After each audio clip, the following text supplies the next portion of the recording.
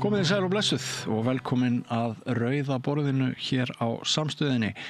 Þennan milda dag, að minnstakosti hér sunnan heiða. Ég vona að þið hafið haft það gott þótt mánudagur sé.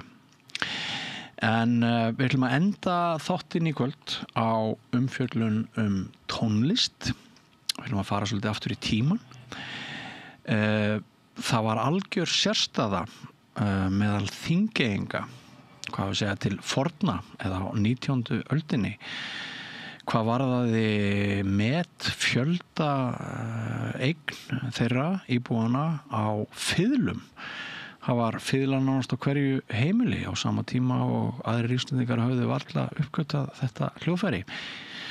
Við komumst að þessu í spjalli við hana Herdísi Önnu Jónsdóttur, víóluleikara í Sinfóníuhljómsveit Íslands. Hún ætlar að enda þáttinn í kvöld með því að ræða þessa merku staðreynd og hve mikinn sess tónlistin skipaði í huga Þingeyinga í harðgerri bændamenningu til forna. Nú, hvað gengur þingmönnum til sem vilja lækka áfengiskaupa aldur niður í 18 ár, nú á tímum, hvað að segja, upplausnar og óvissu, eins og stundum haldið fram, óöld í uppsiglingu? Við munum spyrja að því og hingað kemur hinn ágæti Árni Guðmundsson, forvarna fulltrúi, og hann ræðir við okkur og reynir að svara áleitnum spurningum, en Árni í hópi þeirra sem við getum kallað vini samstöðarinnar. Hann kemur hér nokkuð reglulega að ræða ýmis samfélagsmál. Guðmundur Auðunsson hagfræðingur, hann annar vinur samstöðarinnar, ásækið. Hann býr í London núna og hann ætlar að fara yfir deilur innan nýja vinstriflokksins í Bretlandi í samtali við okkar besta mann, Gunnar Smára Egilsson. En við hefjum dagskrána á umfjöllun það sem vel má kalla húsnæðiskrísuna. Hún Kristín Heba Gísladóttir hjá Vörðu kemur hér, fær sér hér sæti eftir andartak og ræðir við okkur það að sumir hópar í samfélaginu eiga vægast sagt mjög erfitt með að koma sér upp öruggu þaki yfir fjölskyldurnar og horfur ungs fólks, eins og við þekkjum mörg hver, til að eignast eigið húsnæði virðast helst velta á efnahag foreldra þeirra, hvort þau fá stuðning til þess að komast inn í húsnæðiskerfin okkar. Við hefjum sem sagt þáttinn á umfjöllunum húsnæðiskrísuna, eins og ég sagði áðan, en áður en það verður fáum við örstutt skilaboð og mér langar einnig að minna ykkur á að vera duglega að dreifa efni samstöðurinnar ef ykkur líkar það með okkur. Og ekki væri nú verra ef þau ykkar sem að hyggist styrkja okkur og viljið styrkja okkur hrindi því í framkvæmd með því að fara inn á vefsíðu samstöðarinnar samstöðin.is og finna þar hnapp þar sem ástendur áskrift og haka við mánaðarlega greiðslu sem hlægilega lág miðað við allt efnið sem við framleiðum í hverju mánuði, aðeins krónur 2750.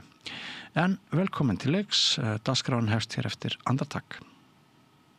Húnavellir gistihús, gisting og tjaldstæði á góðu verði, morgunmatur og kvöldmatur, sundlaug, heitur pottur og íþróttasalur. Tjaldstæðagestir hafa aðgangað öllu sem tilheyrir gistihúsi. Ef þú átt ekki tjald eða svefnpoka þá höfum við það á staðnum. Upplýsingar í símum 848 7012 og 861-2319. Tölvupóstur hunavellir@hunavellir.is. Samlokubrauð, maltbrauð, tékkneskt brauð, súrdeigsbrauð, brauð ársins, Bernhöfts bakari, íslenskt handverk síðan 1834. við erum í útvarpinu á FM 89,1.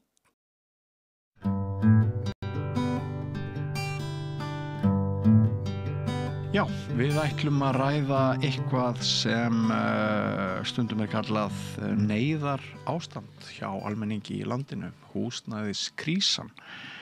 Þetta einmitt yfirskrift fundar sem að fer fram í vorstjörnunni á 5. kvöldið núna í þessari viku. Þar mun til dæmis Guðmundur Hrafn Arngrímsson, formaður leigjendasamtakanna, flytja erindi og sitja í panel held ég. María Pétursdóttir, formaður málefnahóps Öryrkjabandalagsins húsnæði og mörgum finnst eins og að húsnæðiskrísunni sé ekki gefinn sá gaumur sem skildi. Við héldum kannski síðast að það yrði kosið einhverjum lausnir í þessum málum en maður sér það nú kannski ekki alveg í dag og til dæmis svo staða sem margir leigjendur eru í að þurfa að borga miklu hærri fjárhæð á mánuði í leigu heldur en þeir þyrftu að gera ef þeir kæmust inn í húsnæðiskerfið sem þeir komast ekki vegna greiðslumats. Þetta eru mjög áhugaverðar staðreyndir.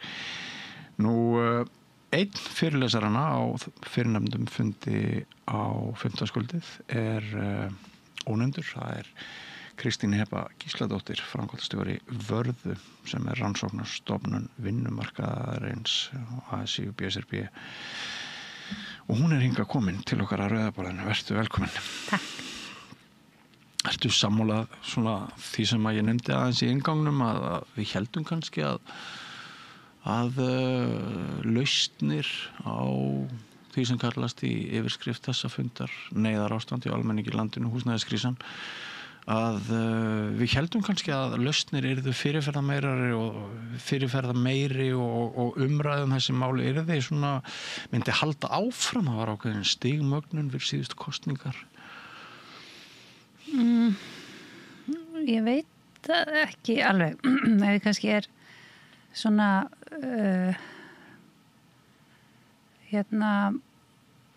sko nú ég hef verið í þessu starfi í 5 ár hjá Vörðu og það var þetta mjög fljótt mjög ljóst þegar fórum að rannsaka stöðu launafólks á Íslandi að þar staða fólks á húsnæðismarkaði svolítið hvolfast einhvern veginn öll máli kringum það. Það var mjög skýrt og þetta hefur málflutningur verkalýðshreyfingarinnar mörg undanfarin ár verið mjög miðaður að húsnæðismarkaðnum. Hins vegar kannski lítið breyst og ég svo sem öfunda ekkert fólk sem að þarf að finna út úr húsnæðismálum. Ég get ímyndað mér að þetta sé mjög flókið viðfangsefni. En maður svona smá áhyggju kannski að því að mín tilfinning kannski, þú veist, það sem að við erum að horfa út fyrir okkur gögnum að kannski krísan ekki almenn, heldur mismunandi, eða birtist með mismunandi hætti, mismunandi hópum. Og kannski stundum minni áhugi eða minni eða lágværari krafa breytingar sem að tengjast ákveðnum hópar sem tilheyra lægri stéttum samfélagsins, innflytjöndum, einstæðum foreldrum og einhleypum, þú veist, sem við sjáum að standa verra við á húsnæðismarkaði. Og svona á þessum 5 árum hef ég kannski orðið svona sífellt minna og minna bjartsýnni á úrbætur, sérstaklega þegar það beinast svona þessum hópum, ef ég tala svona núna frá hjartanu. Þá það kannski svona mín tilfinning. Og eiga þessir hópar sem þú nefnir, eiga þeir sér kannski ekki sterka málsvara sem stendur svona miðað við? Mér finnst það er svona spurning hvert maður horfir, en mér þykir verkalýðshreyfingin hafa auðvitað verið mjög öflug og svona beitt sem með þeim hætti sem að hægt að ég held. En stundum hefur maður svona tilfinningar að sé kannski svona gjá í samfélaginu á milli mismunandi hópa þar sem að kannski skiljum ekki nægilega vel aðstæður fólks í láglaunastörfum og innflytjenda og getum ekki sett okkur alveg í spor þeirra hópa. Hvers vegna get ég ekki svarað en þetta svona tilfinningin. Já. En þarna ræðir þú fyrirgreinda hópa og einn sá hópur, svona framtíðarhópur sem að maður kannski sér fyrir sér að ætti að vera áhyggjuefni þá enn fleiri Íslendinga því að það varði enn fleiri Íslendinga og það sem sagt möguleikar ungs fólks á húsnæðiskaupum.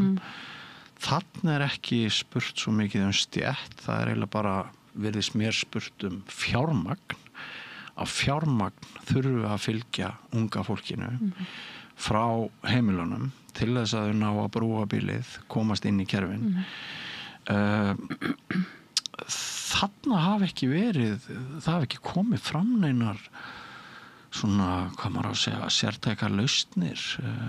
Við erum með Seðlabankann með hávaxtastefnu, við erum með mikinn lántökukostnað, við erum með alls konar svona fjandsamleg skilyrði fyrir því að ungt fólk eigi auðvelt með að fjárfesta svona eitt og óstutt og nær þetta ekki meira og minna bara yfir allt sviði nema fyrir þau heimili þar sem að góður efnahagur foreldrana getur hjálpað unga fólkinu. Ég held að ungt fólk sé í mjög mismunandi stöðu eftir bakgrunn sínum. Bakgrunnur ungs fólks hafa mjög mikil áhrif á möguleika þeirra að komast húsnæðismarkað. Það herra hlutfall núna af fyrstu kaupendum sem að fá aðstoð samkvæmt tölum frá Seðlabankanum og það þetta mjög stéttað hvort að foreldrarnir hafi tök á því að hjálpa börnunum sínum inn á húsnæðismarkað. Og ef við horfum og þegar við erum núna með hátt hlutfall af innflytjendum á húsnæðismarkaði, innhleypum foreldrum og innhleypum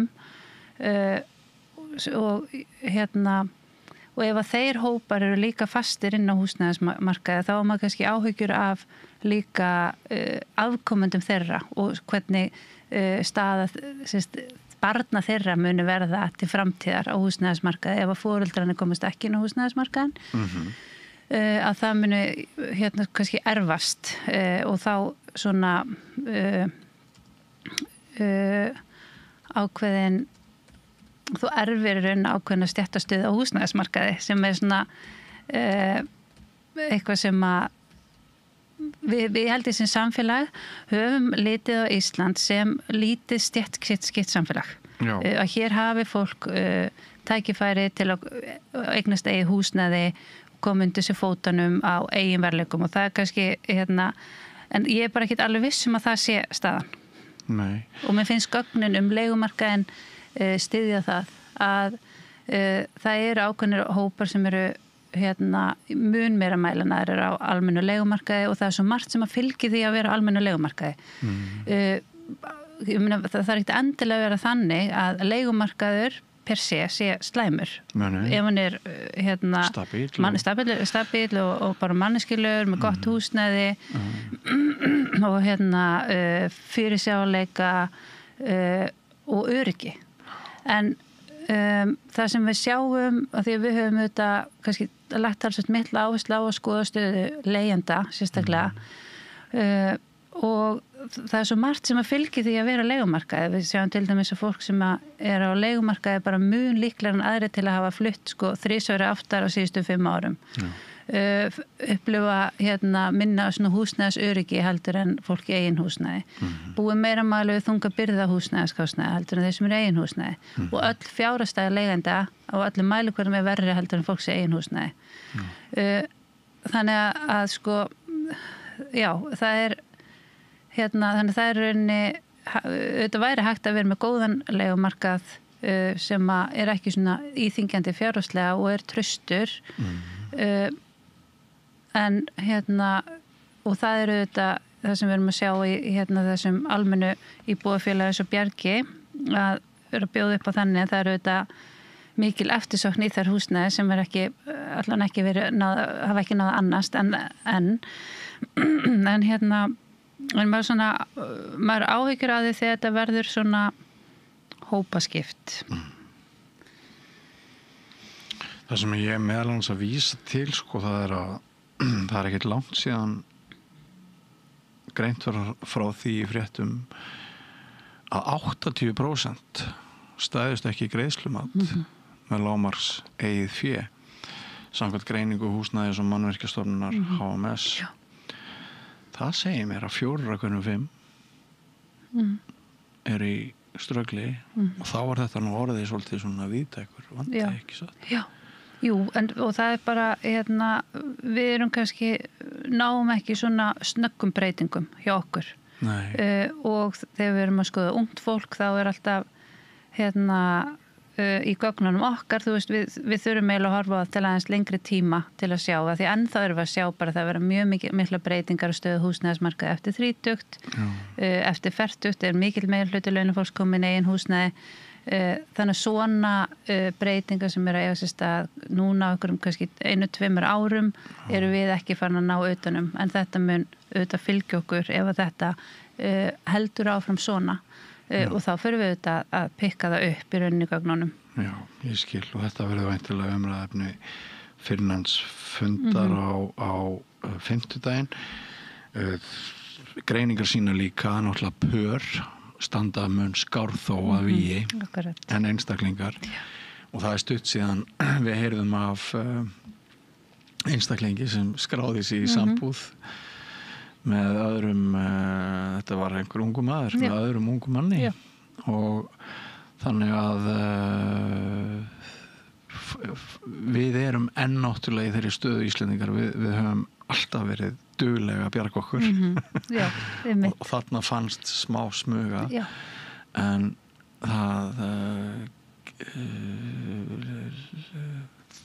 það er kannski til marks á ég segja örvæntingu sko, þegar fólk grípur til svona meðal. Já, þetta er náttúrulega bara, þú veist, þetta erum við búin að sjá ítrekkað að það einhvern veginn að reka heimili einn með eina tekjur er á Íslandi bara virkilega erfitt og það er hvort sem það er hjá einhleypum eða einhleypum foreldrum að þetta bara er mjög þungt. Þungur húsnæðiskostnaður og líka bara þungur rekstur heimilis fyrir einar tekjur. Já.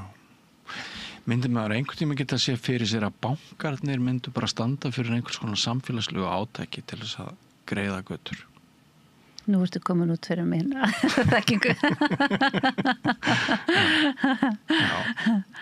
Þannig að við förum ekki... Ég segi bara pass. Förum ekki frekar út í það. En hvað svona ykkar gögn, nýjustu gögn, mér skilst reyndar að það sé ekkert langt í glæni gögn, en svona ykkar síðustu gögn þessa hópa sem þú hefur hér mest verið að ræða hvað er svona mest sláandi og fréttnæmast í þessum efnum í samhenginu? Það kannski bara það er rauninni hægt að horfa á hópana sem eru á leigumarkaði innflytjendur, einhleypir foreldrar og einhleypir það eru rauninni þeir eru verst settu hópanir á öllum þeim svona vikstöðum sem við erum að mæla. Þetta eru hópanir sem búið verstu fjárhagsstöðuna, bara almennt allir mælikvarðin sem við notum mjög marga mælikvarða til að skoða fjárhagsstöðu. Þetta eru líka hópanir sem búið við, sem er hæst hlutfall þessara hópa sem mælast með slæma andlega heilsu. Og eru þau sem eru mestu mæli á almennu leigumarkaði og það sem við veitum á leigumarkaði er þessir ítrykkuðu flutningar hjá mjög mörgum, húsnæðið er alltaf öðruvísi þannig að leigjendur er miklu meira mæli í húsnæði sem er 59 fermetrar eða minna eru bílskúr, herbergi, atvinnuhúsnæði þú veist allir þessi þætti sem við sjáum varla hjá fólki eigin húsnæði Þannig að þetta já, og svo slemfjárasta, slemandli líðan. Þannig að þetta dálítið svona, hvað ég segja, ok, ef að það svona vilji til að breyta og laga, að þá held ég að það sé mjög eðlilegt og það sem verkalýðshreyfingin gefur náttúrulega gert að horfa á húsnæðismálin sem eitthvað svona grundvallarþátt. Já. Og mannréttindi. Sem maður getur svona vonað að myndi svo aðeins smitast yfir aðra þætti sem við erum að mæla til dæmis í okkur, fjárhagsstöðuna og heilsu. Ef ekki, að þá hefur maður bara áhyggjur á þessi stað muni versna hjá þessum hópum. Já. Sko, og af því þú segir að þessi lína á milli fjárhagslegra erfiðleika og andlegra heilsu sem að maður skilur vel og ég er svo heppinn að það var eitt skeið í mínu lífi þar sem að ég bara var við fátæktarmörk og ég þekki álagið sem að fylgir því að ég sé heppinn á því að ég kom svo upp úr því og hef þá samanburð en verður til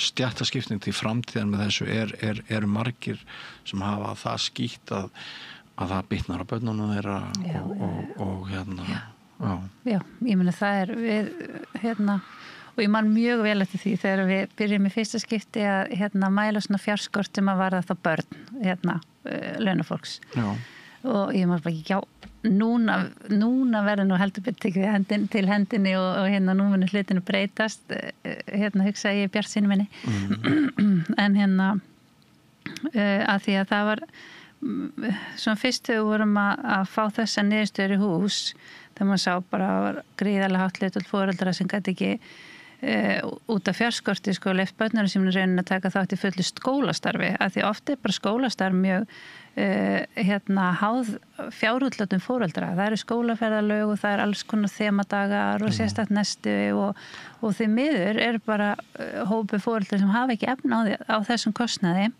og það sem fyrir utan tómstundir og sem bara nauðsynlegu klæðnaður að geta gefa börnunum sínum matinn sem hún vill gefa þeim að borða en ekki ódýrasta matinn. Þetta bara raunveruleiki sem við sjáum hjá íslensku launafólki eða launafólki á Íslandi og mun algengari í þessum hópum þannig að þetta er að hafa afleiðingar nú þegar. En skólamáltíðinar ættu eitthvað að styðja við? Já, skólamáltíðinar eru þá frá með þessu hausti og þannig það og svo þetta komið skólagögnin og þaðinn fyrir nokkrum árum síðan fyrr þannig að það svona hafa verið tekið mjög mikilvæg skref í að jafna hlut barna í skólakerfinu en eftir standa samt ákveðnir þættir og síðan þetta líka við spyrjum líka hvort að foreldrar hafi út af fjarskort ekki geta leyft börnunum sem að taka þátt svona bara í félagslífi með vinum það til dæmis að fara í afmæli til vinar og þú ert að koma með 500 kall í afmælisgjöf, þú veist, svo ertu kannski eru 4 börn saman eða eitthvað þá eru 2000, það ekki rými fyrir þetta á allt og mörgum heimilum og það þar eru einhleypi foreldrar og innflytjendur sem standa langverst. Já, þetta er mjög sláandi og sem sagt flestir þeirra sem hafa það verst þeir eiga ekki húsnæði. Nei.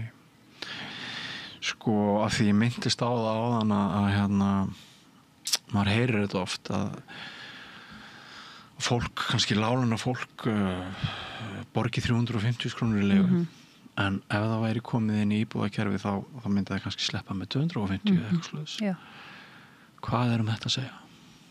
Já, við erum auðvitað að sjá að almenn íbúðakerfi er greinilega að taka við þeim hópum sem við sjáum að eru verst settir. Það eru kannski, við höfum verið að skoða út frá því þannig að það erum að sjá að það er alltaf algengar að til þess einhleypi foreldrar séu í bjargi eða þessum óhagnaðardrifnu leigufélögum og það er bara mjög jákvætt að sjá að þetta kerfi sem tiltölulega nýtt sé að grípa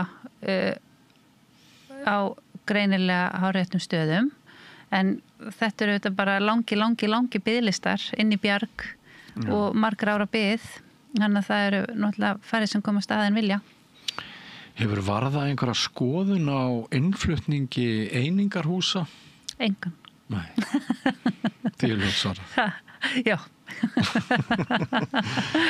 Við eftirlátum pólitíkusunum. En auðvitað vitum við, eða við sjáum auðvitað að fólk verður að vera með í góðu húsnæði. Já. En hvort það er eininguhús eða eitthvað annað, það höfum við ekki skoðun á, en það er mikilvægt að fólk sé í góðu og tryggu húsnæði. Já. Stundum heyri maður að það sé einhver lóðir fyrir hérna, þannig að sko brotalamendar eru víða. Já. En eru sko, af því að einn þeirra sem að mun hann að ræða málin á 15. er Guðmundur Hrafn Argrímsson sem er formaður leiðindasamtökanna. Kannski kemur hann hér í spjall líka síðar í vikunni, ég veit það ekki. En sko, er eitthvað viðhorf gagnvart því að leigja? Hafa ykkar rannsóknir einhvern veginn hefur verið spurt einhverja svona spurninga hvort fólk upplifir það sem tap að vera á leigumarkaði af því að hlutskiptið er svo mismunandi? Já, mitt, akkurat. Nei, við höfum ekki gert það en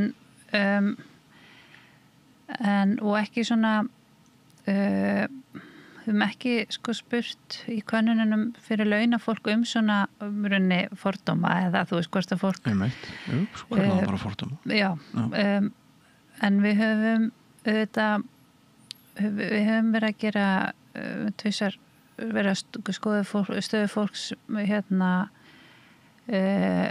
sem er á örorkulífeyri og endurhæfingarlífeyri og örorkustyrk og þar hefur verið að skoða fordóma og það þetta hérna það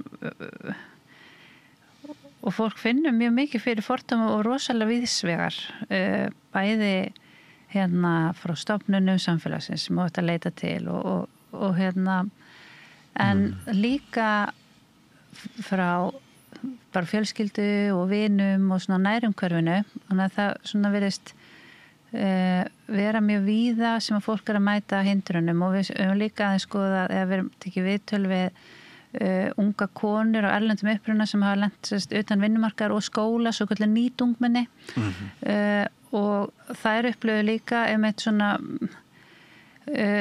fordóma og svona kannski skeytingarleysi myndum að segja hvert og reyna aðstofa þær og hérna reyna að leita leiða en ekki bara nei stopp hér og hérna þú finnur út úr þessu sjálf sko og mér finnst að í rauninni ég myndi svona alveg bara taka því sem gefnu að fólk finnir fyrir sjálft og upplifa það fordóma yfir stöðu sinni húsnæðismarkaði að því ég held að og mér finnst það stundum þegar við erum að ræða bara niðurstöður úr stöðu launafólks sem við erum að varpa ljósa mismunandi fjárhagsstöðu, mismunandi hópa að það alveg hérna það svolítið við reynum að leita já, bara þau nenni ekki að vinna eða við leitum eitthvað svona skýringa í að fólk sé bara ekki nógu duglegt en í stað þess að reyna að horfa mynstur og svo að byrja af hverju leggst þetta svona mismunandi hópa og samfélagsgerðin þannig að hún styðji misvel undir mismunandi hópa og þess vegna falli sumir einhvern veginn neðar. Þannig ég myndi bara, og maður fyrir líka bara að lesa viðtöl og horfa viðtölu fólk sem á leigumarkaði eða svona lýsa svona ákveðinni jaðarsetningu, ekki svona sama tilfinning eða gagnvart heimili þú veist og það svo ótryggt en við höfum einhvern veginn eigin húsnæði það og hérna sko eignarétturinn einhvern veginn ótrúlega hérna viðurkenndur hjá þeim sem eiga eignir en þetta hérna þó sérst að leigumarkaði þá þetta heimilið og með sama hérna gildi fyrir fólk. Það hafa svo sem orðið ófyrirséð áföll eins og Grindavíkur harmleikurinn sem að sprengi náttúrulega markaðin á okkur tímapunkti en svo eru líka sko þessi fyrirtæki sem að maður veit ekki alveg hvaða orð maður á að hafa sem að virðast kaupa upp húseignir í stórum stíl bara til þess að græða á þeim, okra á þeim og láta annað fólk skilvísa leigjendur að greiða upp fasteigninnar. Hvað, erum við eitthvað að detta úr þeirri hugsun að einmitt að ætti bara verið réttur allra að hafa örugt þak yfir höfuðið á þess að borga augun úr? Kannski svona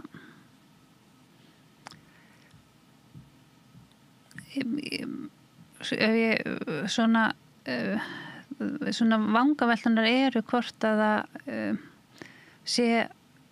hvort það sé verið að réttlæta það að því að beinist að ákveðnum hópum sem að eru undir. Sem liggi við höggi einhvern veginn. Já. Sé samfélagslega viðurkenndara. Já. Og þar komum við kannski eftir að þessu fordómum. Já. Einmitt. Já. Þetta sannlega áhyggjuefni en gott að fólk að ræða þetta uppátt og snjallt að hafa málþing þessi mál. Já. En finnst þér of velilagt að kalla þetta ástand húsnæðiskrísu? Ég myndi nú bara segja að það sem við vitum húsnæðismarkaðinn sýnir að það er ákveðin krísa, það sem við erum bara með óreguleraðan leigumarkað sem að leigjendur vilja komast af en sjá ekki fyrir sér að þeir muni geta og þó að ég meina, flest launafólk er í eigin húsnæði eða meiri hluti launafólks er í eigin húsnæði en vandi leigjenda og þeirra sem eru að reyna að komast inn á húsnæðismarkaðinn, hann er auðvitað krísa og það er krísa fyrir okkur öll og eitthvað sem ætti að laga. Já, það gæti líka verið fólkin í því ákveðin svona atgerfiskrísa til framtíðar ef unga fólkið okkar telur sig vera að rekast á vegg. Já, af því að það er stutt að fara annað. Það er stutt að fara annað. Allur heimurinn er undir hjá mörgum. Já. Mér finnst sjálfum pólitíkin ekki vera að fjalla þetta sem skildi. Mér finnst sjálfum að umræðan sem hefur verið á þingi núna þessar fyrstu vikur á þessu vetarþingi, hún lítið svolítið framhjá þessu. En kannski eru allir bara óbissi í samtímanum og nútímanum til þess að geta hugsað fram. En við höldum áfram umræðu þessi mál og þið haldið áfram að hjá Vörðu að rannsaka þessi mál. Og þakka þér, Kristín Ebba, fyrir að koma hér og leggja umræðunni lið með þessum hætti og gangi þið vel á fimmtudaginn. Takk. Og eins og ég nefndi áðan þá verðum við með meiri umfjöllun þennan málaflokk nú í vikunni og jafnvel bara á næstu vikum. En ekki fyrir langt, meira efni hér á Samstöðinni við Rauðaborðið eftir andartak. Velkomin á Samstöðina.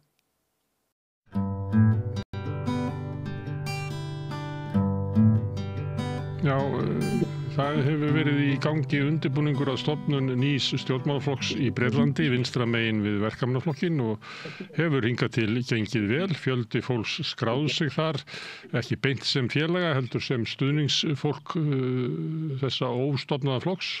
Ætla sig um 750-800 mann sem hafa skráð sig þar. En svo gerðist það í síðustu viku að allt fór í háa loft, eins og sagt allt fór upp í loft í þessum flokki. Og hér er Guðmundur Auðunsson sem er hagfræðingur og býr í London og er fréttaritari okkar hér á Samstöðinni í London. Hvað gerðist eiginlega, Guðmundur? Já, þetta er svolítið merkilegt. Ég held að þetta megi rekja, það eru tveir svona aðalaðilar sem hafa verið í forsvari fyrir stofnun flokksins. Það er annars vegar Jeremy Corbyn, fyrrverandi formaður verkamannaflokksins og svona veteran, eða það er að segja búin að áratuga baráttu á vinstri vangnum svona eldri svona politikus, elder statesman eins og maður sletta svo aðeins á ensku. Hinn aðilinn rétt rúmlega 30 kona þingmaður frá Coventry sem heitir Sara Sultana. Hefur kom inn í verkamannaflokkinn þegar að Corbyn var formaður og var mjög ungur þingmaður.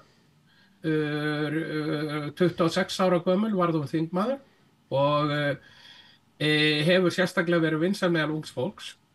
Hún var rekin úr verkamannaflokknum fyrir óhlýðnast og Corbyn var rekin úr verkamannaflokknum eins og frægt og Sara Sultana var líka rekin úr verkamannaflokknum fyrir óhlýðnast í atkvæðagreiðslu gegn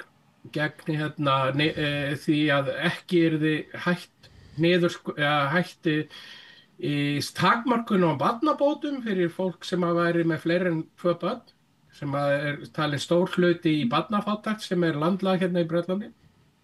Þannig að þetta svona sagan. Svo fyrir nokkrum mánuðum að þá tilkynnti Sara Sultana að það væri í skipulaginu að það ætti að stofna nýjan vinstri flokk, sósíalískan vinstri flokk sem að myndi vera leiddur allavega upphafi af henni og Jeremy Corbyn. Og það sem gerðist var reyndar að hún kom með þessi yfirlýsingu án þess að Corbyn virtist vera tilbúið. Og þetta fór svolítið í taugarnar á honum, en það virtist hafa sljákkað aðeins aftur og svona lagast. En það var greinilega smá pirringur á milli þeirra tveggja. Þau komu auðvitað af ólíkum kynslóðum, komu inn í stjórnmálin með mismunandi reynslu og hafa kannski mjög mismunandi baklands. Og það sem að virðist hafa háð flokknum það að þau hafa verið að vinna svolítið sjálfstætt. Það Corbyn með sitt bakland sem hann hefur safnað að sér í sínum langa pólitíska ferli og Sara Sultana með sitt bakland sem mikið á ungu fólki sem hefur verið að vinna með henni og fólk sem kemur kannski frá minnihlutahópum. Hún af suður-asísku bergi brotin, Sara Sultana og á ættir að rekja til Pakistan. Þannig að hún hefur verið átt töluverða svona bakland kannski meðal þessar svona minnihlutahópa, ekki bara suður-asíumanna heldur líka meðal kannski svart fólks. Og þau virðast hafa verið að vinna svolítið sjálfstætt, sko. Flokkurinn fer á stað nær gífurlegum stuðningsyfirlýsingum. Það voru milli 750 til 800.000 mann sem hafa skrifað undir eins og þú sagðir. Og Sara Sultana virðist hafa farið af stað með því að safna eða sem sé breyta þessum svona stuðningsyfirlýsingum sem var byrjað að safna yfir í svona formlega skráningu sem félagsmenn í stjórnmálaflokknum. Og þetta virðist hún hafa gert kannski án þess að allavega verið í beinu sambandi við Corbyn og hans fólk. Og þetta virðist hafa skapað svolítið úlfúð og komið upp á yfirborðið kannski svona ákveðin pirringur á milli þessara ólíku stjórnmálamanna mörgu leyti en samt félaga og lengi verið félagi fyrir hérna svona sósíalískri vinstristefnu í Bretlandi. Og Corbyn og aðrir þingmenn sem voru kosnir sem óháðir þingmenn í seinustu þingkosningum sem hafa unni mikið með Corbyn á þinginu, þau sendu yfirlýsingu þar sem það var sagt að þetta væri ekki gert formlega á vegum flokksins. Hún hefði hlaupið undan sér og ekki haft heimild til þess að senda út þessi skilaboð til þeirra sem hafði skráð sig sem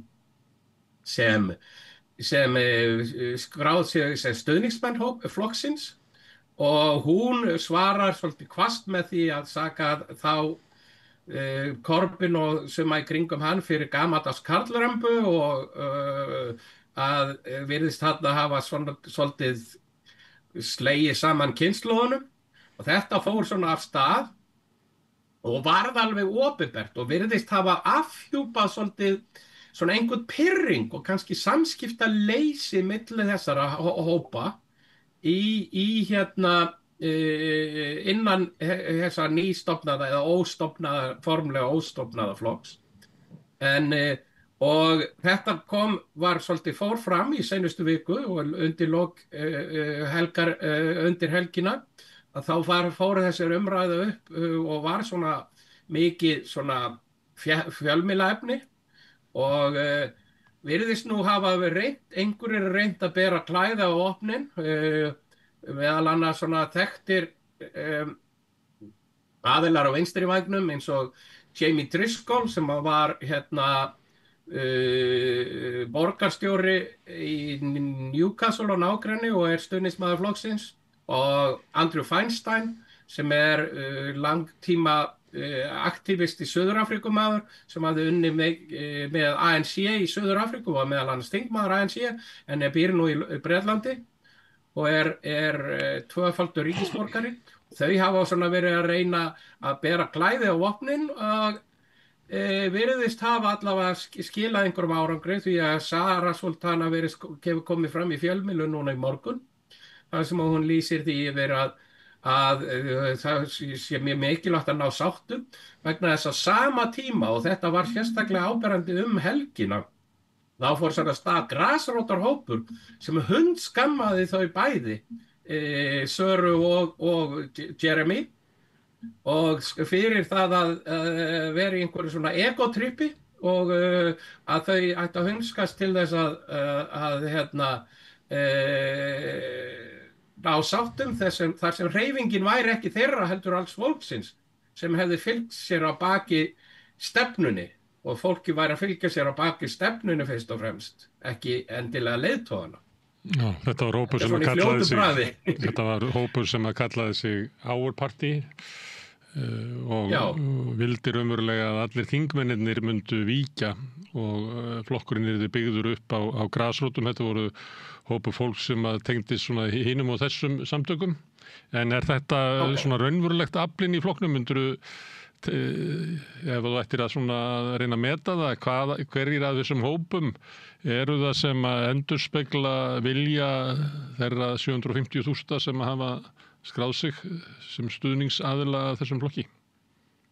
Sko, það ég held að þessi hópur sem að kom fram og vildi að ýta þingmönnum til hliðar hafi hrist svolítið upp í forystuna og það hafi allavega leitt til þess að það var svona hættar þessar svona yfirlýsingar sem voru svolítið áberandi í síðustu viku.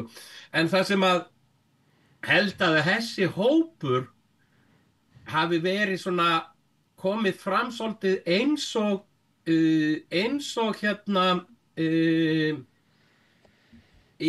svona rödd þeirra óánægðu stuðningsmanna flokksins sem seinasta sem þau vilja einhvers konar opinbert stríð á milli leiðtoga flokksins eða þeirra svona sem hafa verið taldir helstu talsmenn flokksins.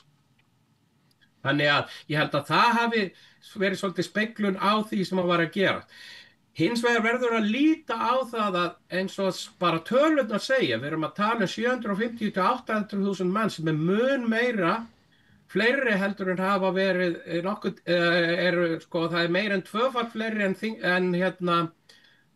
flokksmenn í verkamannaflokknum sem svo stærsti flokkurinn í Bretlandi í dag og miklu fleiri en í íhaldsflokknum eða Reform. Þannig að það sýnir sig að þetta alveg íhugulega breiður hópur. Ég held að sé eitthvað rúmlega 70.000 sem eru í græningjaflokknum svona til viðmiðunar. Já, nákvæmlega. Og það bara 10% af því sem við erum að tala um hér. Þannig að þetta auðvitað mjög breiður hópur. Og ég held að hluti af því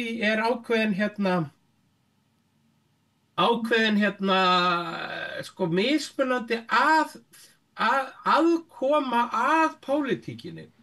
Það að segja að hluti af þessum hópi þetta fólk sem hefur unnið í verkamannaflokknum, annar hópur kannski fólk sem hefur unnið í svona öðrum vinstri flokkum eins og sósíalíska verkamannaflokknum, sem hefur svona orðað við trotskisma og mörgum svona smáum brotum á vinstri vagnum.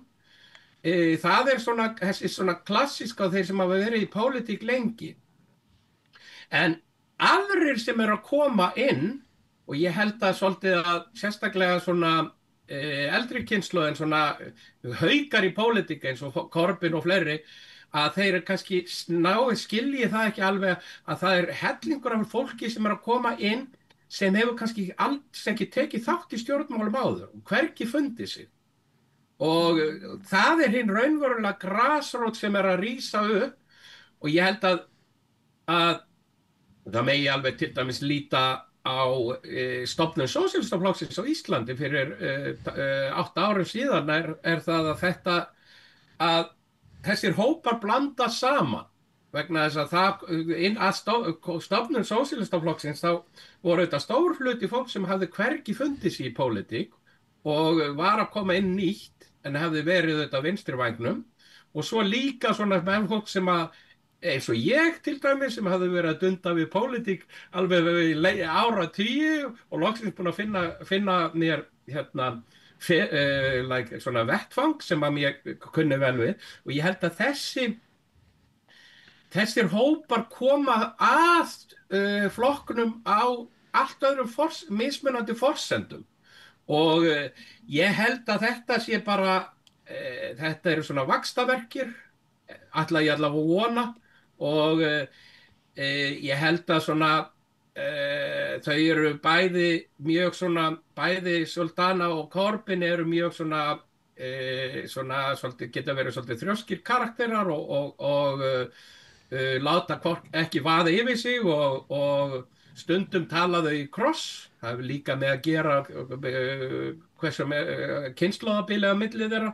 Þannig ég held að þetta sé svona vandinn í hnotskurn. En ég held að þrýstingurinn, þetta virðist maður allavega að finna fyrir hérna í Bretlandi í dag, að þrýstingurinn frá grasróti þar að segja ekki þessum svona framamönnum í flokknum allt svo að það verði að hætta þessari vitlausu og snúa sér að því að standa formlega að stofnun flokksins.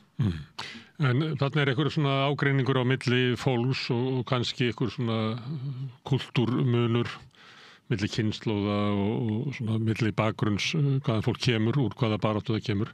En hægt að greina einhverja svona ágreining pólitíska stefnu eða áherslur?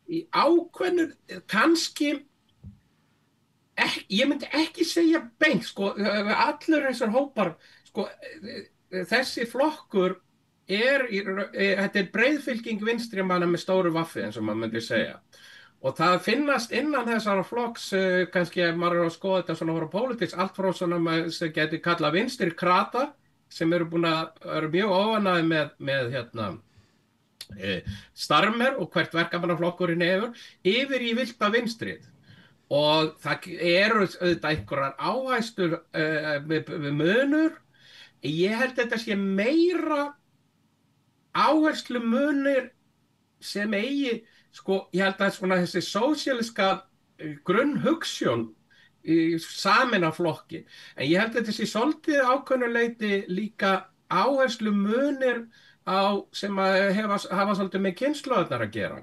Það að segja að ungt fólk yngra fólk kemur inn í stjórnmálin kannski á aðeins öðrum forsendum. Þau koma oftar en ekki yngri kynslóðirnar, sérstaklega yngstu kynslóðirnar, það koma inn í stjórnmálin í gegnum aktivisma. Til dæmis í palestínsku baráttunni gegn þjóðamorðin í Palestínu, í grænum málum, baráttunni gegn hamfarahlýðnuninni og oft þetta fólk sem búin að vera mjög aktíft í svona eins og maður segir jafnvel götubaráttu meðan að eldri kynslóðirnar fóru inn í pólitíkina þegar þau voru ung meira inn í, sko, þau kom inn í stjórnmálin og aktivismin spratt út frá flokkum meira svona til dæmis að taka sér dæmi með Corbyn sjálfan, hann gengur ungur í verkamannaflokkin en hann verður síðan mjög áberandi í til dæmis baráttunni gegn gegn apartheid og var handtekinn meðal annars fyrir að mótmæla apartheid í Suður-Afríku og hann var mjög aktífur í svona baráttu á götunni, baráttu gegn National Front sem svona fyrirrennari svona þessara fasísku afla sem eru núna orðin áberandi í Bretlandi í gegnum Tommy Robinson. National Front þróaði síðan út í British National Party sem nú bæði svona horfin og baráttan á lok 8. áratugsins, svona milli 75 og 80, þá var svona mikil barátta sem tengdist meðal annars líka tónlist, punkinu, það sem tókust á rasistar í National Front og vinstri sinnar á götunum og Corbyn var svolítið áberandi í þessari baráttu en baráttan spratt svolítið þó hún hafi verið nokkuð breið og sterk, þá komu menn inn í þessa baráttu fyrst og fremst vegna þess að þeir komu sem sósíalistar inn í hana meðan að nýri kynslóðir eru meira, þau verða sósíalistar við það að taka þátt í svona aktífri baráttu gegn fyrir réttindum innflytjenda, réttindum og ýmsum svona málum sem hafa brunnið á yngri kynslóðinni. En nú stofnað til flokksins bara nafnið þinn flokkur og maður sér fyrir sér að alls konar fólk út allt Bretland sér fyrir sér flokki sem að það búið vera að bíða eftir en ef að þú myndir skoða allan hópinn þá þetta ekki sami flokkurinn sem að fólk var að bíða eftir. Ekki svolítið gefið að þegar að dregur að stofnun og þegar dregur að mótun stefnu og áherslna og val á forystu og öðru slíku að það verði hópar inn í flokknum sem að upplifa að þróunin sé ekki eins og þau vildu og jafnvel þvert á það sem að þau vildu. Þannig þetta ekki svona púðutunna að stofna til flokks, að byrja svona allra víðast og ætla einhvern veginn að halda þessu saman en samt undir svona slagorðunum að loksins sér þú búin að fá þinn flokk? Jú, þetta þetta ég held að hluti af vandamálinu að viðtökurnar við þessum flokka hafa verið framar öllum vonum meira að segja þeirra sem stóðu að stofnuninni. Ég held að enginn búist við því að milli 750 og 800 manns myndu skrá sig sem stuðningsmenn flokk sem var ekki búin að stofna, sem var í sósíalískur flokkur vinstra megin við verkamannaflokkinn og þannig að það eru þetta miklu fleiri sem koma að stofnun flokksins, þetta væntingarnar eru eins og þú segir að þetta þinn flokkur okkur sagt og það eru allir með sína hugmynd hvað þeirra flokkur Það getur verið ákveðnir hópar sem hafa einhvers konar svona mjög svona orðenda þannig kannski vera með einhvers konar mjög sterk drög að því hvernig flokkurinn eigi að vera hugmyndafræðilega, skipulagslega og svo framvegis. Svo eru kannski aðrir sem að frá hinum enginum sem líta á þetta sem baráttutæki fyrir almennum hugsjónum réttlæti og jöfnuð og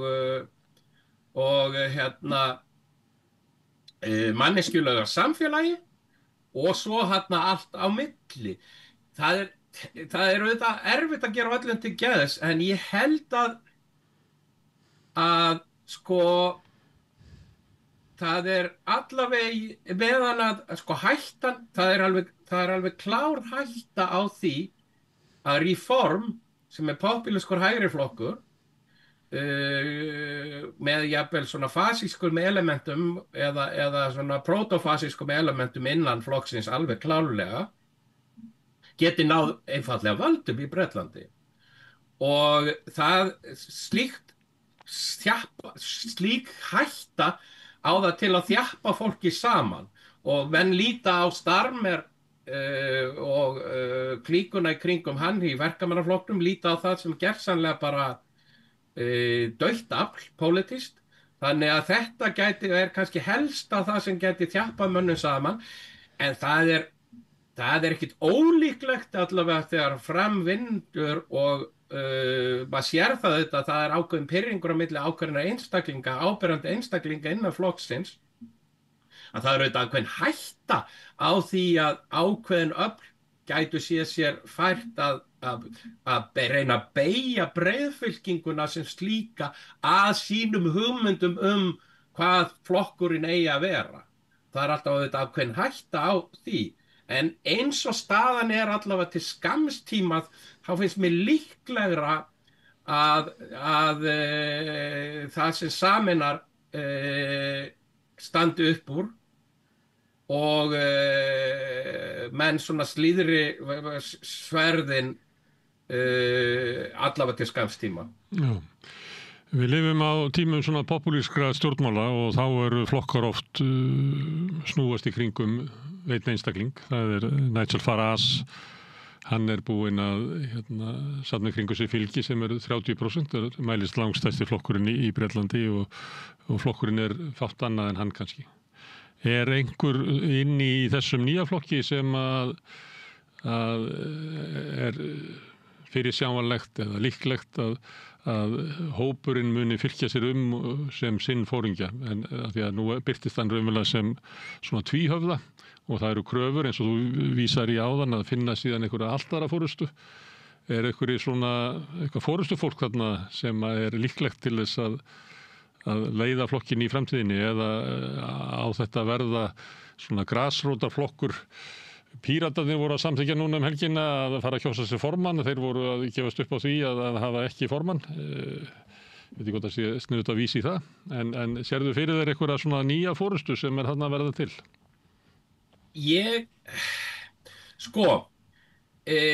Bæði Sultana og Corbyn er auðvitað svona veteran og hann náði mjög vel til sérstaklega ungfólks þegar hann var formaður verkamannaflokksins og hann svona kveikti pólitískan áhuga hjá heilli kynslóð fólk sem hafði verið svona á jaðrinum, kannski haft áhugjur af ákveðnum málum, en það fylgdi sér bak við Corbyn og það var svona ákveðin svona leiðtoga stemningi kringum Corbyn, alveg klárlega. Sara Sultana hefur verið að byggja sér upp svona prófíl á vinstri vagnum töluverðan tíma.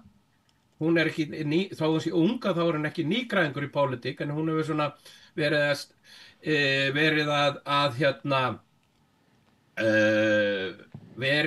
að byggja upp prófíl meðal annars á netinu í gegnum samfélagsmiðla og svo framvegis.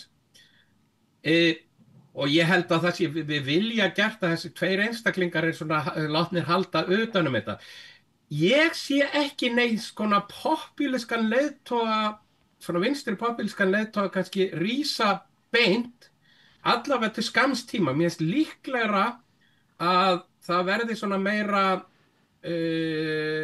lífræn, sem sé að það muni kannski einhverju leiðtogi eða leiðtoga spretta út innan úr flokknum, þannig að sem náði vinsældum gegnum með því að vera kannski áberandi eða vinna mikið vel fyrir flokkin. Corbyn er auðvitað orðinn 76 ára á þessu ári, þannig að hann er ekki beint svona framtíð flokksins, ég held að það sé alveg á hreinu. En aftur á móti er hann mjög mikilvægur vegna persónulegra vinsælda sinna og hvernig hann hefur náð til sérstaklega ungs fólks. Mjög mikilvægur við það að koma flokknum á koppinn og ég held að hann auðvitað vill hafa einhver svona tök allavega í upphafi, en hann gerir sér grein fyrir því og ég held að þess vegna hafi hann svona samþykkt að vera svona að deila forystunni með manneskju og að hoppa yfir eina pólitíska kynslóð á milli sem Sara Sultana var. En ég sé ekki að að einhver einstaklingur eigi eftir að verða svona súperstjarna allavega til skamms tíma, en ég held að það sé ekkit endilega nauðsynlegt heldur, þó að áberandi einstaklingar geti hjálpað flokknum sérstaklega að komast af stað. Já. Herðu, það var kosning nýja formann í Græningjaflokknum, Zach Polanski sigriði það örugglega. Hans svona stefnuskrá var vinstri sinnuð efnahagsmál og að mörgu leyti hans skoðanabróðir margra þeirra sem hafa horft til nýja flokksins. Í stjórnmálum skiptir traust alltaf miklu máli og þetta svolítið áfall, þessi ágreiningur inn í flokknum og margir fljótir að fara að dæsa að svona hluti þetta enda allt í einhverju rifrildi. Getur verið að hluti af fólkinu horfi til græningja að þarna sé skipulagður flokkur sem er búinn að gangi gegnum forystu krísu og líklegri kannski til þess að ná árangri heldur en þessi svona ómótaða fjöldahreyfing sem að your party á að verða. Klárlega. En það og það munu einhverjir, þetta munu örugglega styrkja Zach Polanski innan flokksins. En ég held að hann, meðal annars eitt af því sem hann sagði þegar hann vann stórsigur sinn í kosningum formann græningja, eða leiðtoggræningja, var það að hann vildi stafna til svona vinna náið með vinstriöflum. Meðan að svona gamla kynslóðin vildi sem minnst með aðra hafa og þannig að það var, ég held að það var alltaf leið í kortunum að nýr flokkur, nýr sósíalískur flokkur og græningjar myndu hafa einhvers konar kosningabandalag. Slíkt bandalag gæti reynda að virka mjög vel vegna þess að það eru svona ákveðin staðbundin vandamál sem að græningjar eiga við, að þeir eru til dæmis, þeir eru sterkir á Suður Englandi, þeir eru reynda sterkastir þar sem að svona millistéttin, svona ríkari svæðum Englands, þar sem að millistéttin er frekar sterk og hafa náð mjög vel til svona vinstri sinnað millistéttafólks. Zach Polanski vill breikka þetta út og hluti af því er það meðan að nýr sósíalískur flokkur mun alltaf sækja töluvert til svona sérstaklega stórborgana, ekki bara London heldur líka stórborgana í norðrinu sem að græningjar hafa oft verið í vandræðum með nema bara svona sem óánægjufylgi eins og Manchester, Liverpool, Newcastle, bara að taka nokkur dæmi og þannig að ég held að margir svona sem ekki í hringiðunni á vinstri vagnum að þeir sjáu fyrir sér einhvers konar kosningabandala þarna á milli. En það alveg, ég held að það sé alveg ljóst að það eru einhverjir, sérstaklega kannski fólk sem hefur ekki verið mjög virt í pólitík, en með svona sterkar skoðanir, að það sjá, ég nenni ekki að taka þátt í það þegar þau eru byrjuð að rífast án þess að búa að stofna flokki. Ég held ég snúi mig frekar bara því og gangi í græningjaflokki. En eins og þú bendir á, að þá er innan við 70.000 mann sem eru félagar í græningjaflokknum og innan við 30.000 sem kjósu formann í leiðtogakosningunum. Þannig að við erum að tala miklu stærri hóp sem eru allavega lýst yfir vilja til að styðja þetta nýja afl. Herðu, það forvitið að fylgjast með þessu Guðmundur Auðunsson og takk fyrir að hjálpa okkur við að hafa að fylgjast með þessum hræringum inn í hennum óstofnaða flokki sem að nú einhverju 2 mánuðir þangað til að vera stoppfundur, er það ekki? Jú, það er svona hugmyndin að þetta verði núna í haust en það er verið að tala líklega að byrja nóvember eða seinna, heldur vil ég ekki fara langt inn í desember, en það er allavega á plönunum og það verður allavega athyglisvert að fylgjast með þessu og ég hlakka til að koma hérna aftur á samstöðina að halda áfram að spjalla þetta og önnur málefni að sjálfsögðu.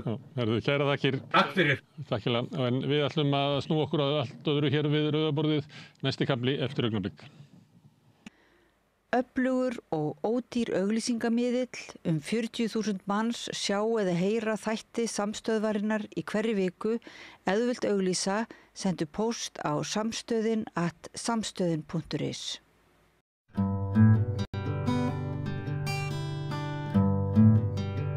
Já, við ætlum að ræða áfengismál í þessu landi.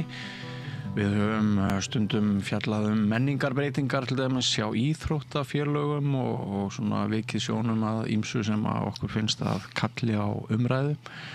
Og það sem við ætlum að gera núna næstu mínútur að við ætlum að fara yfir lagafrumvarp sem myndi lækka áfengiskaupa-aldur ungmenna hér á landi niður í 18. En fyrst ætla ég að minnast á það að maður las á mbl.is helgina að mikill erill hefði verið hjá lögreglu á höfuðborgarsvæðinu og mörg tilfelli ölvunarakstur, fangageymslur lögreglu fullar. Og hann Árni Friðleifsson, aðstofari yfirlögregluþjónn hjá lögreglunni á höfuðborgarsvæðinu. Það virðist vera einhver ára yfir fólki. Það mjög mikil ölvun, eða það var mjög mikil ölvun í gangi. Árni Guðmundsson, vertu velkominn. Takk fyrir kærlega. Þú ert forvarnafulltrúi. Já, og félagsuppbyggingafræðingur. Já, við höfum þú hefur komið hérna áður og við höfum stundum verið að ræða þessa stemningu að það sé svona Ég tók rassíu hérna daginn í ljósi þess að allmargar heimildir héldu því fram að unglingadrykkja væri að aukast. Já. Og ræddi við fjölmargt fólk út af því. Og þessi frétt sem ég voru að vitni í þarna hjá aðstofar yfirlögregluþjóni í Mogganum, einhver stemning, einhver ára, mikil ölvun, þetta svona rímar aðeins við tilfinningu sem að sumir telja sig hafa að svona normalisering drykkju og ofdrykkju að við séum að sjá það aftur sem kallað bakslag. Já, alveg sem ég ég sjálfur gerði könnun fyrir 2 árum sem fólst í því að ég sendi starfsmenn félagsmiðstöð í landinu spurningalista og spurði meðal annars hvernig fólk næði sér áfengi og hvernig þau upplifuðu eða hvernig þau heyrðu af því að unglingar sköffuðu sér áfengi og hvort þau eruð var við meiri aukningi á neyslu og annað slíkt og það eru allir mælar sem eru þar á upplið því miður í unglingaumhverfinu. Vandi hjá okkur núna þetta að við erum búin að vera milli kerfa í rannsóknarstofnunum, rannsóknargreini sem gerir reglulega kannanir.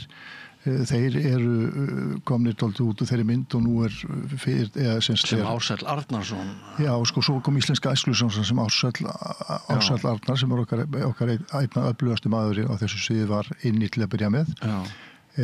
En Íslenskar æskulýðssamtök hafa ekki verið með svona kannski þau hafa gert alls konar kannanir, ekki þessar reglulega kannanir sem rannsóknargreining gerði. Við höfðum bara alltaf reglulega mælingar 1-2 ári. Núna þetta með óreglulega hættu og þetta aðeins slokknara, við þurfum þetta bara að koma því í ganga aftur og í þessu tómarúmi þá spilar við þetta áfengisbransun og býr til sína eigin útleggingar á öllum þeim félagslegu vísindum sem við erum að starfa við alla daga. En staðreyndin bara svo og það könnun í gangi núna í þessu tölum orðum.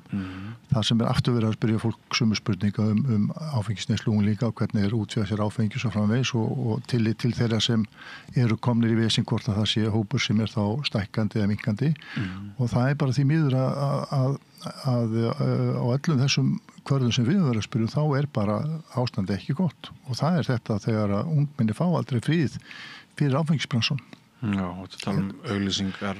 Já, allt þetta sem við þekkjum þessi ofsalega sóknmarkaðarins í kúna sem eru börn og ungmenni sem við verðum að búa til frið fyrir og þetta tikkar öllum bóksum, þetta frumvarp sem við erum að fara að tala um aldursmörkin bara einn liður í einhverju tangarsókn áfengisínaðarins við að stækka markaðin sem slíkan.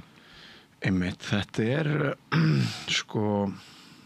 ég bara ætla að leggja þá á borðið að ég sem foreldri barna til áratuga, mín börn hafa alist upp á ólíkum tímaskeiðum og 2 yngstu núna ég finn alveg hvernig það jákvæðari stemning fyrir áfengisneyslu í þeirra aldurshópum, vinahópum og svoleiðis sem að kemur svolítið og óvart vegna þess að við héldum einhvern veginn að við værum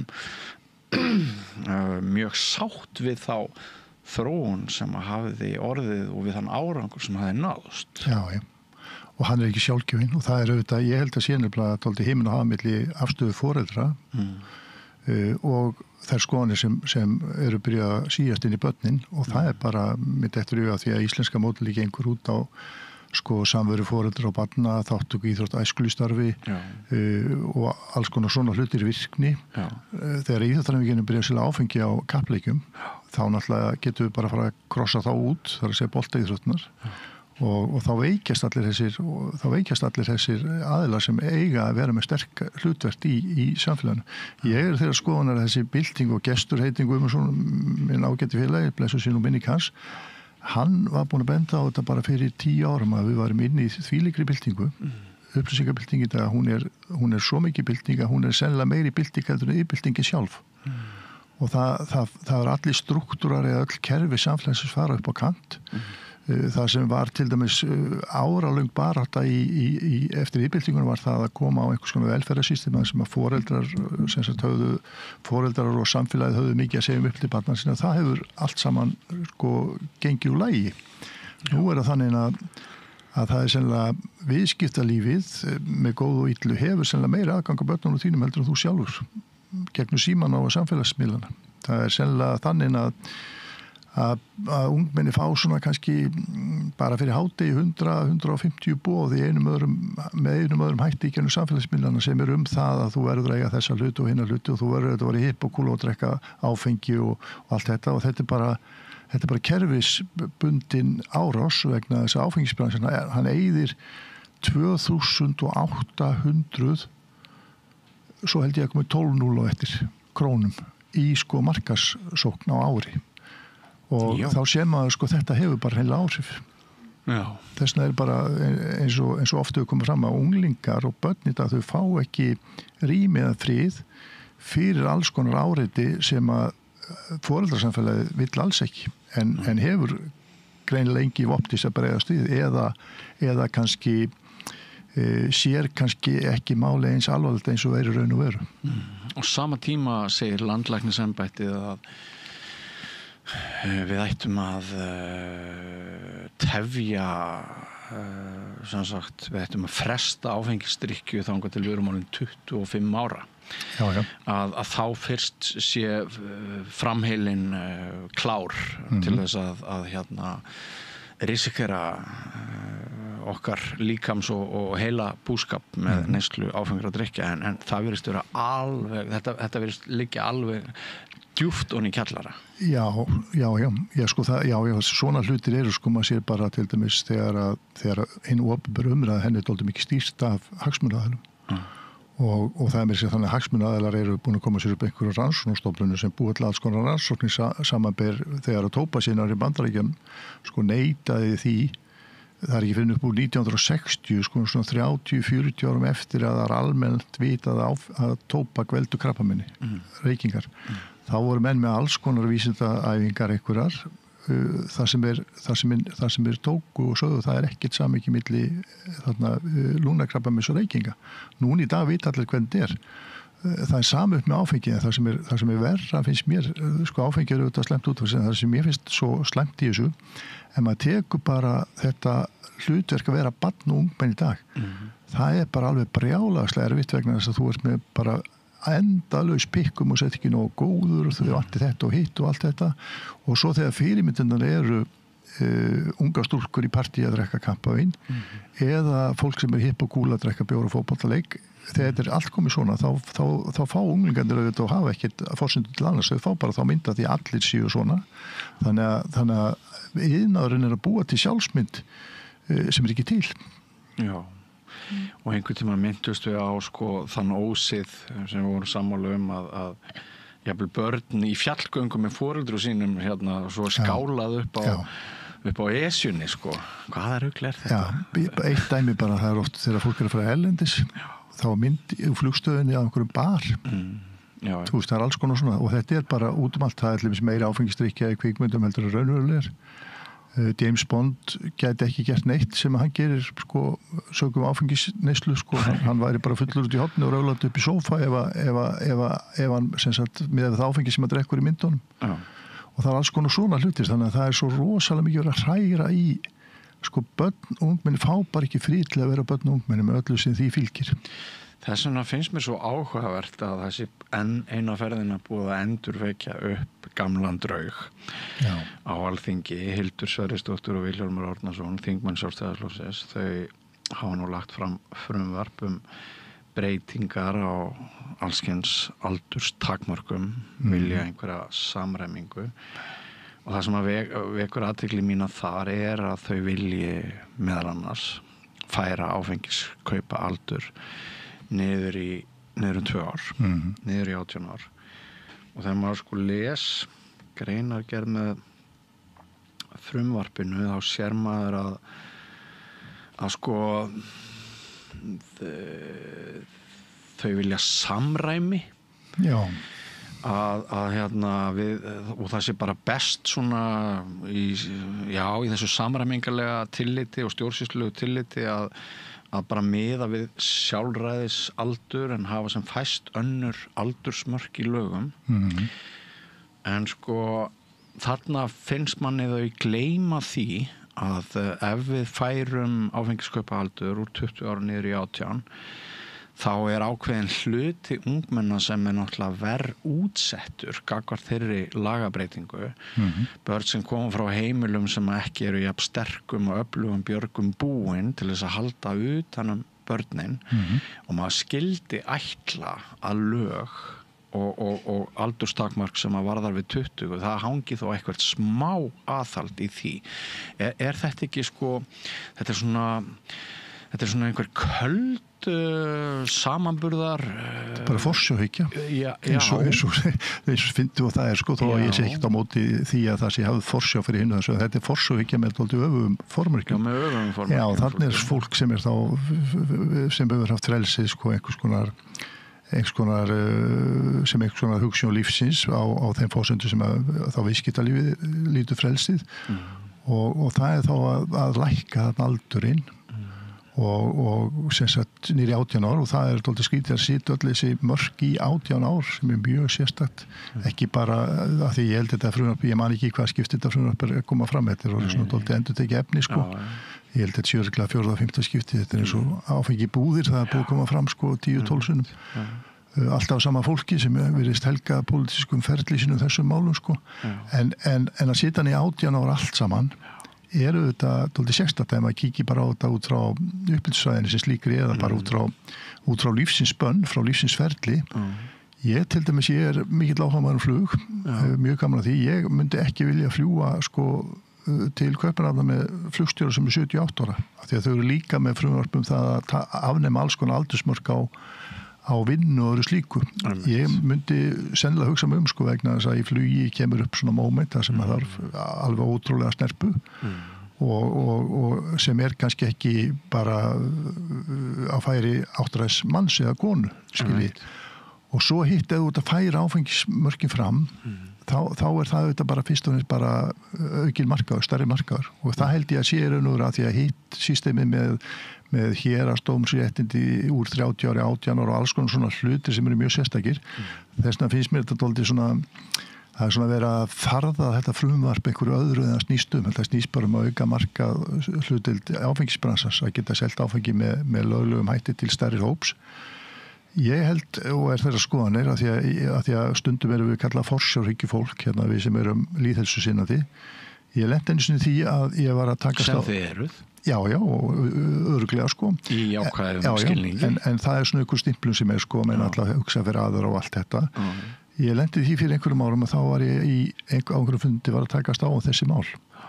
Og þá lendi ég í því að maður sem þá var ungur, hann var sem sagt, ég veit ekki hvað hann var komin alveg hinum með við sína eigin skoðanir, vegna sem ég hef lengi verið þess talsmaður að réttindi eru svona dettandi inn. Mér finnst bara mjög eðlilegt að fórsettis í 30 ára þegar hann býður sig fram. Mér finnst mjög eðlilegt að hæstaréttardómari hafi einhverja lífsins reynslu, þannig að ég segi enga athugasemdir við einhver 30 ára aldursmörk þar.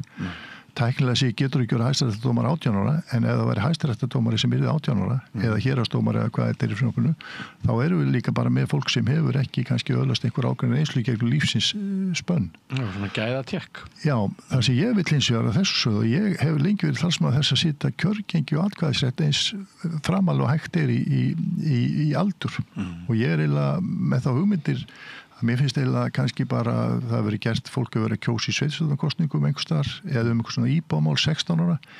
Ég vil eiginlega bara sýta þessi réttindi öll í bara eins neðal og hægtir. Mér finnst bara eiginlega að ungt fólk getur alveg kosi 14 ára. En það er ekki kannski æskildi 14 ára ungmenn fara að gera bíl eða stýra flugvél eða vera hæstaréttardómari eitthvað slíkt. Þannig að þetta frumvarp sem situr öll réttindi á einn punkt náttúrulega mjög sérstakt að því að lífið ekki einn punktur, lífið eitthvað svona sem á sér stað og þróast og skeður og þessna finnst manni til dæmis svo með ökuréttindan 18 ára.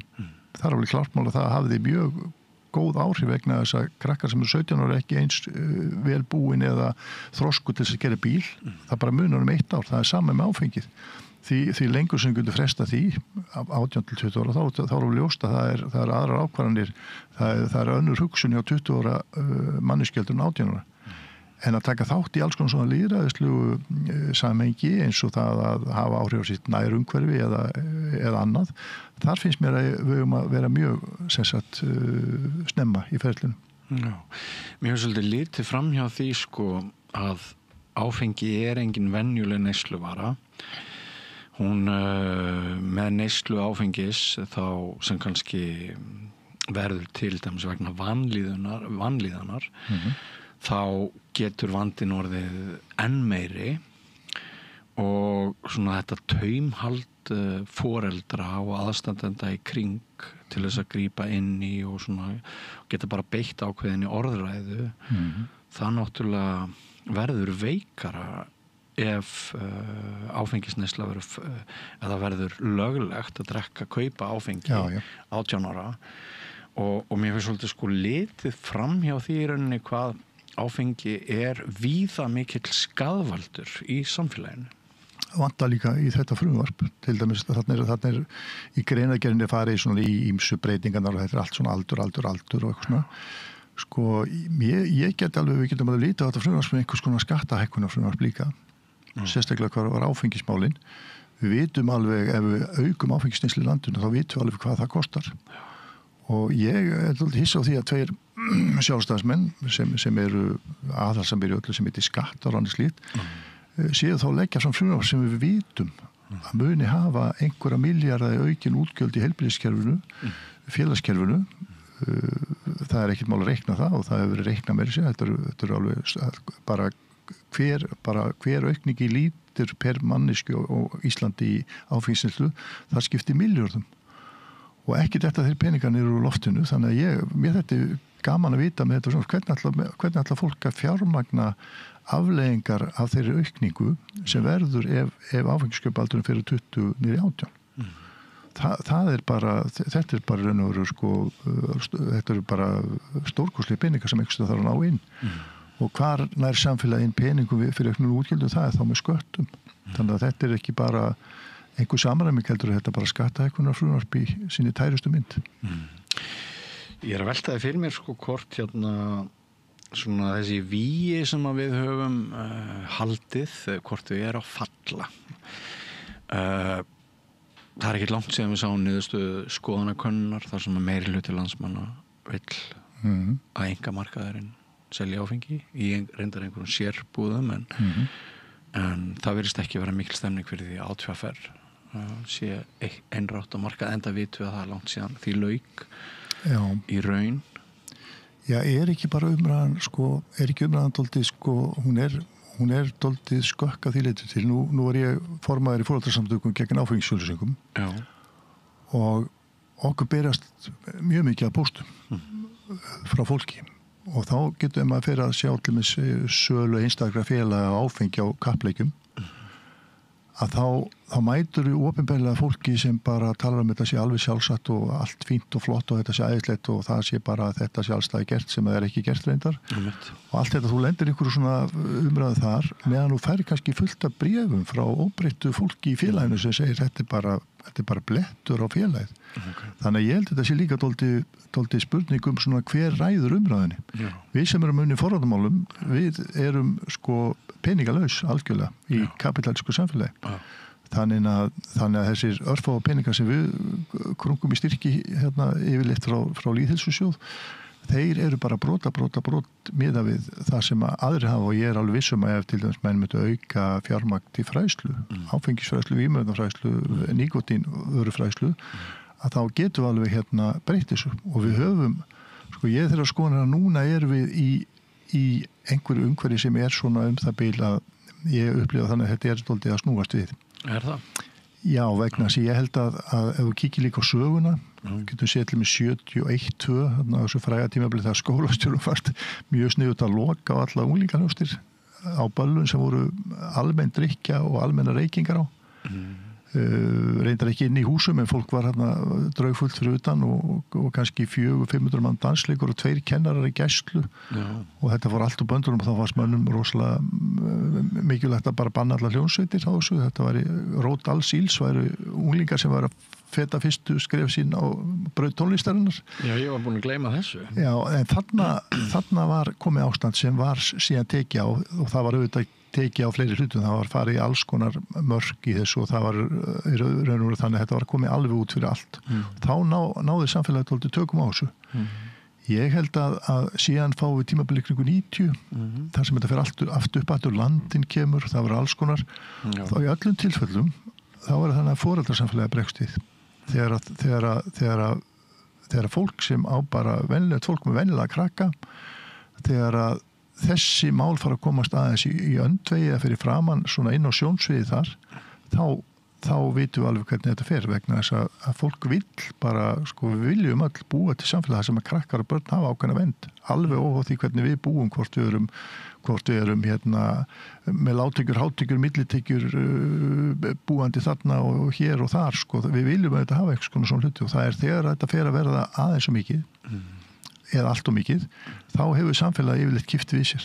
En þannig að þetta verður dálítið svona yin og yang. Og ég held að, sko, ég upplifi það dálítið að þessi umræða núna, þessi hipp og cool að geta kipt sér áfengi bara hvenær sem og allt þetta. Það getur vel verið, ef maður bara einhver einangra sjálfan sig algjörlega út frá samfélaginu, þá getur vel verið að sé mjög, sko, hagkvæmt fyrir mig að geta keypt mér áfengislaus klukkan 1:30 og 15:00. En þetta ekki neyðarástand sem ríkir á neina ástand og þetta nú bara eins og hefur í okkur það bara sáttum ákveð fyrirkomulag sem hleypir þeim bara í góð og fína þjónustu sem vilja kaupa áfengi gegnum áfengisveislu ríkisins og svo hinir sem eru að pæli forvörna þeir vita að þetta örugt kerfi gagnvart börnum og unglingum og öðru slíku. Þú ert svolítið að tala eins og það sé kannski upp í svolítið lögur stund. Já, sko, ég held að við erum komin á þann punkt, sko, maður finnur það alltaf að það leið og foreldrasamfélagið í heild, að því við höfum alltaf séð það allir 90, það var mjög erfitt ástand og þá var alltaf svona svipa upp á teiningnum, í vísu var ekki eins brjálæðislega ágengni eins og núna, en þá það þannig að við sem vorum hérna, embættisfólk þá, ég var æskulýðs- og tónlistafulltrúi í Hafnarfirði í mörg ár, við fylgdum bara íþróttahús eftir íþróttahús í umræðum það ástandi væri ekki gott. Og leið og foreldrasamfélagið vaknaði, þá fór allt í gang og ég held að sé dálítið svoleiðis núna foreldrasamfélagið kannski sem slíkt, það ekkert að leiða hugan að þessu. Þannig sé sko ekki eins og var og líka þeir sem eiga unglingi í dag, það fólk sem elst upp við svona þokkalega og góð, sem sagt þá erum við með mjög góð forvarnir, það lítil neysla hjá Íslendingum, þessi kynslóð sem að vaxa úr grasi þar, þannig að hún lítur ekki á þetta eins og mín kynslóð sem var kannski hluta því að vera döðadrukki fyrir utan skólaball 13-14 ára gamall. Þannig að okkur hefur þess nefnir alltaf sagt að forvarnir eru ferskvara og við þurfum alltaf að hafa það í huga að sko við þurfum alltaf að vera að. Þetta eins og flugvél, sko, það alltaf orka að koma inn í loftið. Þegar hún byrja að svífa, þá verður við samt að sitja á mótorinn og dóldi gas til hún halda áfram. Leið við segjum ok, nú erum við komin á loft og fljúum og drögum þá niður framlög til fræðslumála, forvarna og annað slíkt, að þá það bara eins og taka þarna eldsneytisúrvan og sita hann í 0 og þá hefur svona ákveð tíma til að koma þér á jörðin aftur sem þú vilt ekki vera á. Þannig að við þurfum alltaf að segja samfélag, þó það sé gott ástand, þá þarf bara að vera alltaf fræðsla þessi mál. Annars fara aðrir að fara að okkur þetta, sem markaðurinn, og það fræðsla þar snýst út á til dæmis bara ef við tökum áfengisbransan. Þeir segja, jú, það getur vel verið áfengi hafi slæm áhrif, en það náttúrulega ábyrgð einstaklingsins greiði sem lendir í því að drekka brennivín og það nú bara svona allt hefur sín kostnað bla bla bla, en þeir koma ekki nálægt því. Þeir varpa sem sagt ábyrgðinni á sína eigin vöru algjörlega einstaklingin. Og það svona gildislaði mat á því að setja einstaklingar sem hafa lent í vesinni með vímöfn áfengi að það sé eitthvað svona annarslós fólk sem bara þolir ekki bla bla bla, meðan við hinn sjáum auðvitað þessa hluti sem sjúkdóm sem verður vegna þess að það óæskileg var í umferð. Þannig að þess vegna sé maður þegar maður sé hvernig markaður vinnur, það saman með tóbaki og það alveg saman hvað ferð inn í þennan bransa, að markaðurinn eða hagsmunaaðilarnir þeir varpa ábyrgðinni algjörlega á fórnarlömb vörunar. Og sama tíma á þessa samfélagslegu ábyrgð skortir. Já, sko bara algjörlega. Og það fyrir fólk sem gaman að svona vísindum, sko, og þá mjög gaman að ekki gaman, það bara fróðlegt og eiginlega dapurlegt að sjá hvernig menn snúa út úr rannsóknum. Já. Eitt dæmi það það að þeir sko til dæmis áfengisauglýsingar virka ekki, segja einhverjir. Og þá rannsakar þannig að þeir segja bara að þú getur ekki fundið tengsl eða það ekki orsakasamhengi milli áfengisauglýsinga og einhver verður veikur áfengi. Og þú getur alveg eins auglýst tannkrema, þá getur sagt að tannkrem virki ekki, tannkremsauglýsingar virki ekki, því þú getur ekki sannað með 100% hætti að tannkremsauglýsingin valdi því að Jón Jónsson uppi Breiðholti sem heilbrigðari tennur en Pétur Pétursson næst íbúð. Þannig að menn nota svona aðferðafræðilega útúrsnúninga, meðan að við sem erum til dæmis í þessum mínum bransa, við kíkjum auðvitað á rannsóknir sem byggja á því að það er fjöldi rannsókna það sem við tala um ungmenni sem hafa lent í eiturlyfjafíkn eða áfengisfíkn. Og þegar þú ferð í svoleiðisrannsóknir þá kemur bara berlega í ljós að einn af svona áhrifaþáttum í neyslunni og byrjun neyslunar þessi óhefta markaðshyggja og þessi rosalega óboðlega markaðssetning áfengiskakvart ungmennum. Þannig við vitum þetta allt saman. En við erum náttúrulega eins og vorum að tala um þá erum við að fást við bara fólk sem eyðir 2800 milljörðum eða hvað þetta heitir 9-12-0 fyrir 18 í að segja fólki að þetta sé hipp og kúl á hverju ári. Þetta sláandi. Ef að víkja aðeins sögu okkar norður í land. Já. Ég tekið eftir að þú verið að skrifa pistla á akureyri.net. Já. Þar uppi einhver stað, getur aðeins sett okkur inn í það? Já, sko við erum, það var eitthvað talandi um svona, sko æskan, það alltaf að segja æskan sé að fara til anskota, segja í hundana, sem hún ekki að fara. Ég var í mitt að lesa, það var mjög góð skoðanagrein eftir, ég held að sé 14 ára drengur á Akureyri sem var að skrifa um nemendafélagskosningar í einhverju skóla. Já, hann vildi ekki svona lottó. Nei, hann vildi ekki lottó eða haptrætti, einhverjir valdir og vildi bara kosið og bara ungu maður sem talar verðleika. Já, mjög, og þetta var mjög snuðt vegna þess að þannig tilvægilegt tækifæri til að þjálfa lýðræðis til að þjálfa lýðræðið þjálfa lýðræðis eða þáttöku, það auðvitað kosningar oft dálítið flóknar og allt þetta en í umhverfi svona eins og þarna, þá var þetta að halda glæslega vel þetta og hafa þetta sem æfingu í því að taka þátt í lýðræðinu sem slíku. En það rétt sem þú segir, það búið að vera mjög svona, sko nú ég sérfræðingur í félagsmiðstöðum, sko það búið mjög líflegt á Akureyri og eiginlega undarlegt ferli sem í ganga, það allt í einu bara fólki sagt upp með einu vettvangi og boðar einhverju skilbragðsbreytingar og þetta allt sem að setja undir skólana, það að segja félagsmiðstöður setja undir forsjá þá skólastjóri hverjum skóla. Og þessi hópur starfaði áður hjá bæn? Já, það sko víðast hverju við tökum Reykjavíkurborg, það sem mjög gott kerfi á þessu, það sko mjög sterk frístundadeild innan skóladeildarinnar. Já. Og það þýðir það allir þeir sem eru inn í félagsmiðstöðum Reykjavík, þeir lúta sem sagt húsbóndavaldi frístundasviðs sem þá faglegt svið. Akureyringar fóru í einhverja sérstaklega leið sem fólst í því að skólastjórum sem er falið þá umsjón með félagsmyndstörum hverjum á sínu stað. Og nú hef ég sagt að skólinn kann sitt og eru margir mjög fínir í því. Hitt annar mála allir með að þú tekur kennarnám hér í Íslandi, þá tekur ekki einustu mínúti í félagsupplýsisfræði eða tómslut og félagsmálafræði. Þannig að þarna verið að fela hóp sem hefur ekkert enga sérstaka sérþekkingu á því hvernig félagsmyndstöðar starfa, forræði á starfseminni og allstað sem það verið gert þar, ég veit að í mínum heimabæ fyrir mér Hafnarfirði, þar var þetta gert og það hefur verið bara stanslaust vesinn í fleiri ár að því að strúktúrun virkar ekki. Hvers vegna standa þau að þessari breytingu fyrir norðan? Ég bara skildi ekki. Ég held þetta að sé ef ég á að vera alveg bara hreinn og beitt, þá held ég þetta að vera bara hugflæðir hérna hjá skólafólki sem fóru böndun. Eru það ekki reynast bara pening einhverstaðar? Ég sé það ekki. Ég sé bara, það er oft þægilegt kannski ef stjórnmálamaður og þá er þetta allt svona í stokkum. Þá er sniðuð bara ef ekki sitja allt undir skólan er mjög þægilegt eitthvað svona.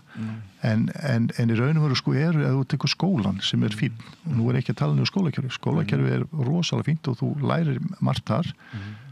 Hitt kerfi, félagsmyndstöðarkerfið, það er líka alveg rosalega flott. Þetta eru kerfi sem get ekki talað hvort við annað, sem bara þeir sem eru félagsupplýsisfræðingar eins og ég, við notum ekki starffræðikennslu, við flokkum ekki fólk, við notum ekki einhver grunnföð, við flokkum ekki fólk í góða og slæma. Við segjum bara í einstaklingu sem kemur inn í félagsmyndstöð, hann er bara eins og hann er. Okkur finnst hins vegar einstaklingu sem er að taka þátt í starfi félagsmyndstöð og hann vaxi á sínum eigin forsendum. Og þess vegna hefur maður séð í starfi félagsmyndstöða, þá hefur maður séð svo rosalega mikið af ungu fólki sem hefur náð fótfestu eða öðlast eitthvað sem hefur komið til manns. Þannig að félagsmyndstöður eru auðvitað menntastofnanir, eru því að mennska fólk. Bara dæmum það til dæmis að ég get bara sagt bara sjálfur að því ég hef nú verið í þessum heimi alla mína starfsæfi og aldrei komist út úr félagsmyndstöðum. Maður hefur séð fólk sem grími við lesblindu sem er alveg búið að vera á kanti í skólan, sem kemur í félagsmyndstöð, fyrir að gera eitthvað hluti þar og fattar allt í einu að það er verðug manneskja.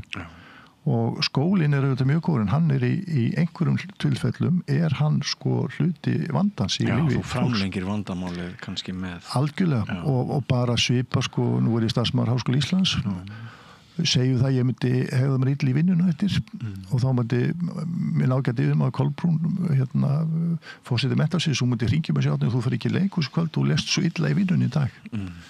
Við erum að sjá svona dæmi þar sem að krakkar sem eru í félagsmyndstöðarstarfi eru látin lúta agareglum skólans og svo þegar maður kíkir á þetta Akureyrardæmi sem er dálítið sérstakt vegna þess að þar eru búin allir einhverja stöður og eitthvað svona, þetta er allt á forsendu skólans. Það er nánast allt sem þar fer fram og alla lýsingar, ekki reyndar 100%, en margt af því sem fer þar fram, þar er verið að fá einhver aðstóð inn í skólastarf sem slíkt. Þannig að þú ert að tala um kerfi og það eru fullt af rannsóknum það allir með að sitja félagsmyndstöður undir skóla, þá missir þú bara þitt faglega identitet.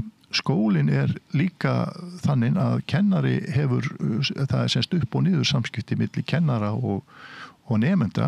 Félagsmyndstöður eru meira minna jafningjagrunni og talandi áhrif unglinga þá er uppar 85, 6, 7 þá er komið mjög víða mjög sterk lýðræðishefð í starf félagsmyndstöðuna.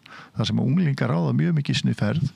Þannig ég segi það sem Akureyringar hefur átt að gera, þeir áttu bara að taka fyrirmynd sem er fín, þeir áttu bara að fara til Reykjavíkur og þeir eru geta líka farið ennþá lengra og gert þetta mjög faglega sterku umhverfi. Ef við horfum uppeldismál æskunnar, það er ekki hægt að fela einn í stofnun allt þetta. Þú getur ekki sett þá ábyrgð á skólakerfið, skólan sjálfan, að hann sjá að ala upp alla þætti ungmennis. Þess vegna verður að hafa góða félagshreyfingar, æskulustörf, skátarnir og öllisfélög. Við verðum að hafa eitthvað fyrir krakkar sem geta komið bara á sínu fórstum eins og félagsmyndstöðar. Við verðum að hafa skólana. Öll þessi kerfi, þau vinna vel saman. Félagsmyndstöðar eru þetta svona dálítið öryggisventil samfélagsins. Við sem vinnum þar, við sjáum til þess að við tala um áfengismál, við sjáum alla þessa trenda á undan. Ástæðan fyrir ég spyr starfsfólki félagsmyndstöðum ýmsa hluti gagnvart unglingum er það að ég veit að þetta umhverfi að það opnar, þú veist, maður sér þetta oft hlutina áður en þið maður sér alla trendur. Annað svona jákvætt umhverfið það til dæmis að það svo mikil hitthúsið, músíktilraunir, skrekkur, alls konar menningarviðburðir. Við sem höfum unnið í félagsmiðstöðum, við erum búin að sjá unga listamenn stíga fyrstu sporin sem síðan eiga eftir að vera heimsfræðir eða landsfræðir eða hvað eru. Þannig að það alls konar svona hlutir. Þannig að það svo erfitt þegar að eitthvað kerfi eins og skólarnir hafa ekki skilning á því að í þessu uppeldiskerfi sé fyrirbrigði sem heitir félagsmiðstöðvar sem eru starfandi á annan hátt en í því að mennska, kenna tjáningu, lýðræðisleg vinnubrögð og allt þetta, að það kerfi skuli ekki sjá þessa kosti og að það kerfi skuli taka sér það vald að undirsetja sér annan faghóp. Þannig að við getum líka hort á þetta sem einhvers konar átökum fæið, átökum þekkinguna, átökunum það hver veit hvað. Þannig að ég hef nú gert það og að ég hef skrifað nokkrar greinar í akureyri.net þetta, frábær miðill og mjög sterkt að skrifa bara beint inn umhverju þar sem umræðan á sér stað og það er dálítið erfitt sko því að það er líka Lítið ekki á þessum aðkomumann ég veit sérfræðingur og sunnan ég veit ekki, þetta er nú svo fallegur og bær og þetta er blómuleg byggð og þetta er Akureyri með allt saman þess vegna viss maður dálítið skrýta eða skulle ekki hafa alveg verið félagsmiðstöðvar Nei, sko það er líka annað þessu sko þetta þessi pólitíski leikur það er náttúrulega landlægur vandi sko stjórnmálamenn hafa aldrei rátt fyrir sér stjórnmálamenn geta bara ekki sagt ok, við fórum aðeins og rættast að og kannski er betra að gera þetta svona og ef menn hefur alltaf skipuleikja æskulísmál þá ættum mann alltaf bara sýtast niður fyrst og segja hvað ætlum við að gera og við getum þetta ekki annað en Reykjanesbær er núna og var að ganga frá stefnu í æskulísmálum sem er frábær vegna hvers þeir sem störtuðu því þeirri vinnu var unglingaráð Reykjanesbæjar sem fer og hitti stjórnmálafólk fyrir 3-4 árum og spyr hvað allir þeir gerir málefnum æskunnar. Úr þessu verður stefna sem er gríðarlega vel ígrunduð og tekur öllum þáttum. Akureyringarnir, þeir fóru því miður bara einhver kennarastofan eða þekki það ekki. Einhvern svona samfélag kennara hefur farið í hugflæðir sem bara fór algjörlu böndunum. Og bara því miður og svo tekur langa tíma tilbaka. Nei, það er vandinn í þessu vegna þess að þú getur bara breytt einhverju, þú fer ekki að setja einhverju eins og gert á Akureyri og nú sett einhverju nefnd í gang þar sem ásemst að fara að vinna úr einhverju stöðu sem er undarleg. Ef maður les starfslýsingar þarna, þá það mjög sérstakar, það er bara 3 blaðsíður einhverju verkefni sem eru kannski 80% eitthvað svona skóla aðstóð. Það er ekki félagsmiðstöð, skóli. Hlutverk félagsmiðstöðurinnar verðist vera hans á Reiki þannig. Já, sko, það er bara, það er svo sorglegt, sko, það sem er í þessu að sjá til dæmis uppeldisstéttir ef þeir skilji ekki mikilvægi hver annar, eins og ég segi alltaf, skólinn er alveg óbúslega mikilvægur í þeirri mynd og hann er síbreytilegur og hann er að prófa sig áfram í hinn og þessu, það er sama sem á sér stað í félagsmiðstöðum. Sko, félagsmiðstöðvar eru alveg gríðarlega mentandi í þeim skilningi að fólk lærir svo mikið samskipti og það er líka annað sem kemur í félagsmiðstöðum. Unglingar sem eru kannski ekki með áhuganeinu, það er alls konar áhuga hvað það er í starfi félagsmiðstöða. Og ég á sjálfur rannsókn sem er nú ekki komin út en þá ég á viðtöl við starfsfólki félagsmiðstöðum svona alls konar hluti sem ekki koma fram svona opinberlega, fólk sér auðvitað félagsmiðstöða sem er bara hipp og cool. En þar sér maður til dæmis bara marga sem þakka bara velferð sinn í lífinu þess að hafa komist í félagsmiðstöð. Já. Og ef það er ekki uppeldi eða verðmæti eitthvað slíkt, þá veit ég ekki alveg hvað er. En þess vegna er svo erfitt að þegar menn fari svona skipulagsbreytingar og vonuðu þetta þau bæjarfélög sem eru einhverju svona hullingum, þau passi sig á því að ef maður ætlar að gera eitthvað, maður getur ekki búið einhver leiktjöld, kalla eitthvað félagsmiðstöð sem er 80% skóli, skilur. Þannig að sveitafélög þurfa bara að vanda sig og við erum með á Akureyri það er fullt af sko velmentuð og hæfu og góðu starfsfólki sem væri frábært til þess fallið að taka þátt í stefnumótun og framkvæmt á stefnu sem væri betri þá barna og ungmenna.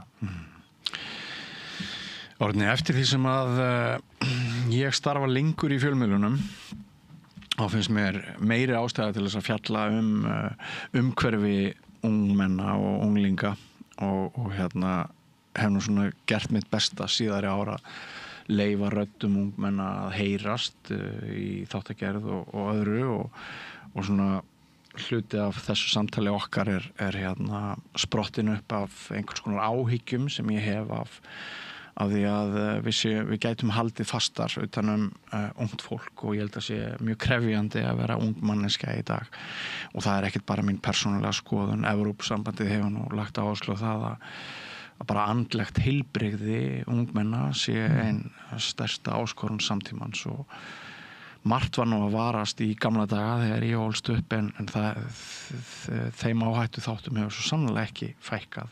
Þú nefndir aðeins hérna internetið og samskiptamiðlana aðan. En þannig að þessi umræða okkar, hún er hluti af einhvers konar viðleitni minni til þess að setja hagsmuni ungs fólks sérstaklega á dagskrá. En þá kemur loksins spurningin, líður þér stundum og eins og þegar við tveir hérna miðaldra kallar að tala saman líður stundum eins og þú sért bara miðaldra pínlítið öðruvísi gramur maður að hrópa upp í himinin og engi segja hlusta.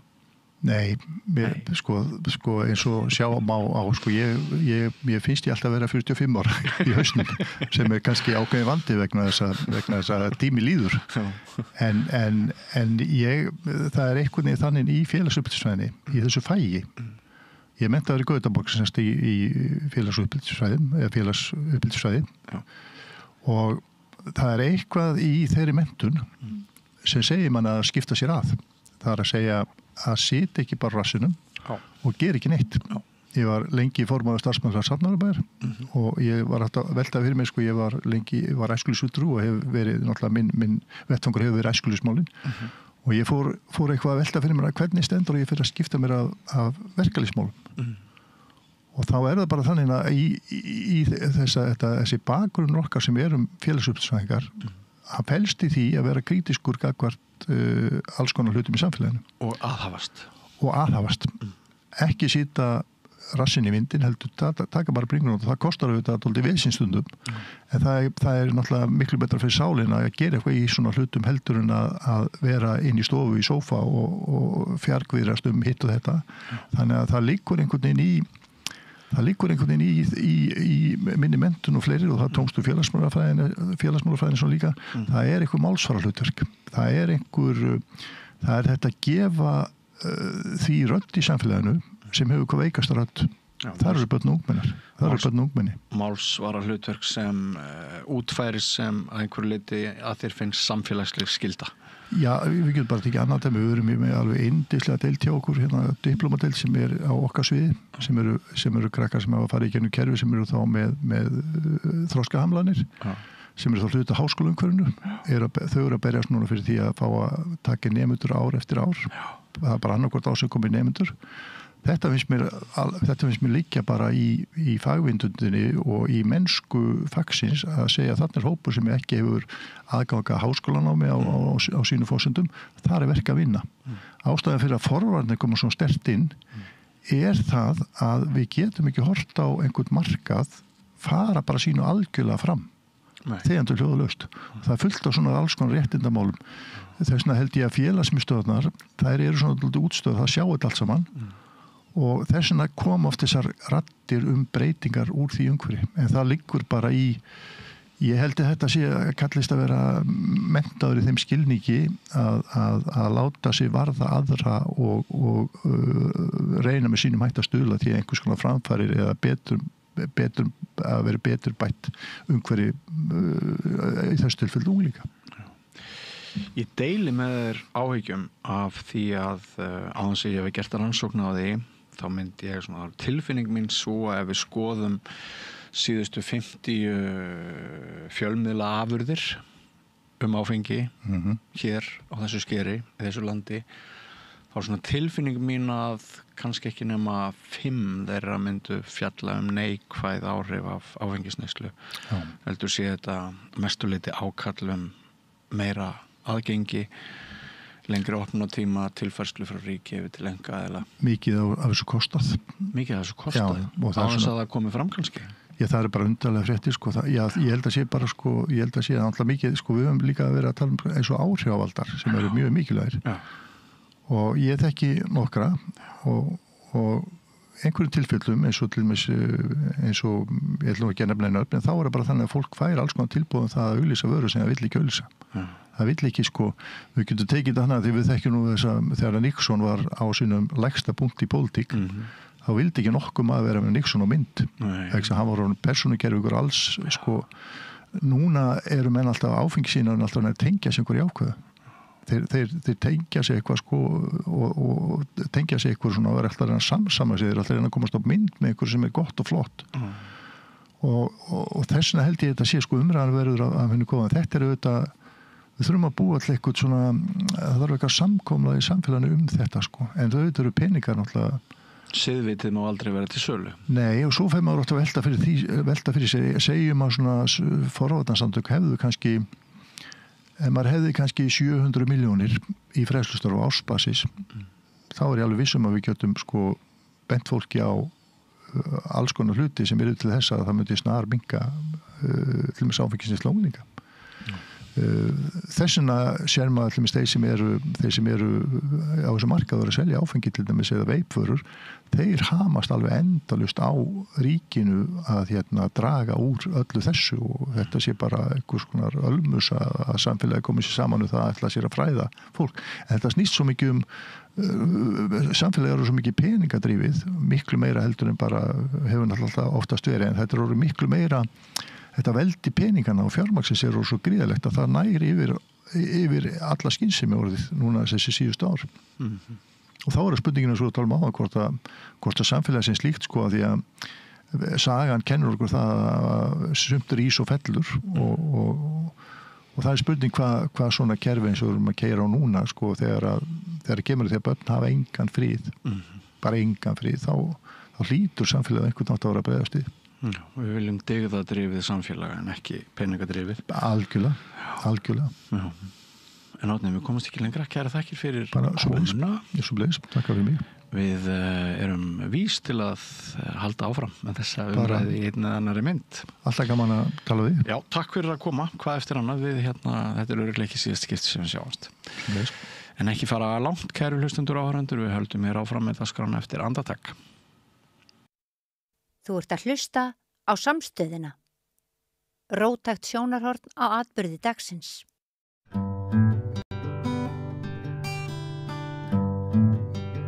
Já, og þá ætlum við að ræða nokkuð sem mér finnst mjög skemmtilegt að ræða. Músík.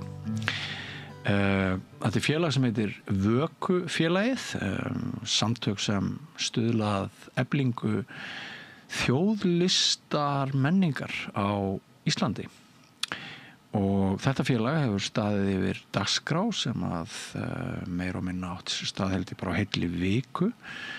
Ekki síst í tilefni þess að það fannst nótnabók með danslögum fyrir fiðlu sem að mér skilst að verði gefið út eftir Jónas nokkur og það fór fram þing helgina.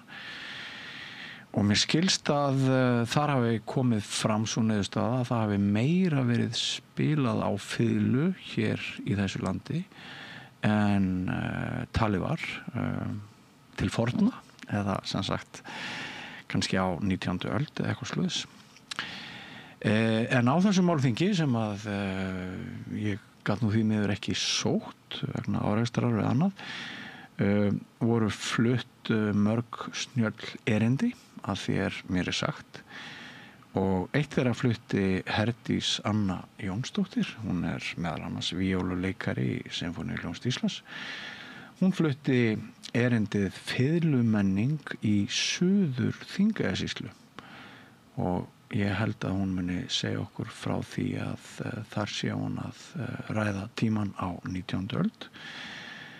Og mér skilst að sumpart hafi Suður-Þingeyingar skorið sig frá öðrum landsmönnum á þessum tímabili. Fáum að vita það eftir andartak því að Herdís Anna er komin hingað að rauðaborðinu. Vertu velkomin. Takk fyrir. Hver var þessi Jónas sem ég ræddi áðan? Jónas Helgason, hann var tónskáld og bjó hérna fyrir sunnan.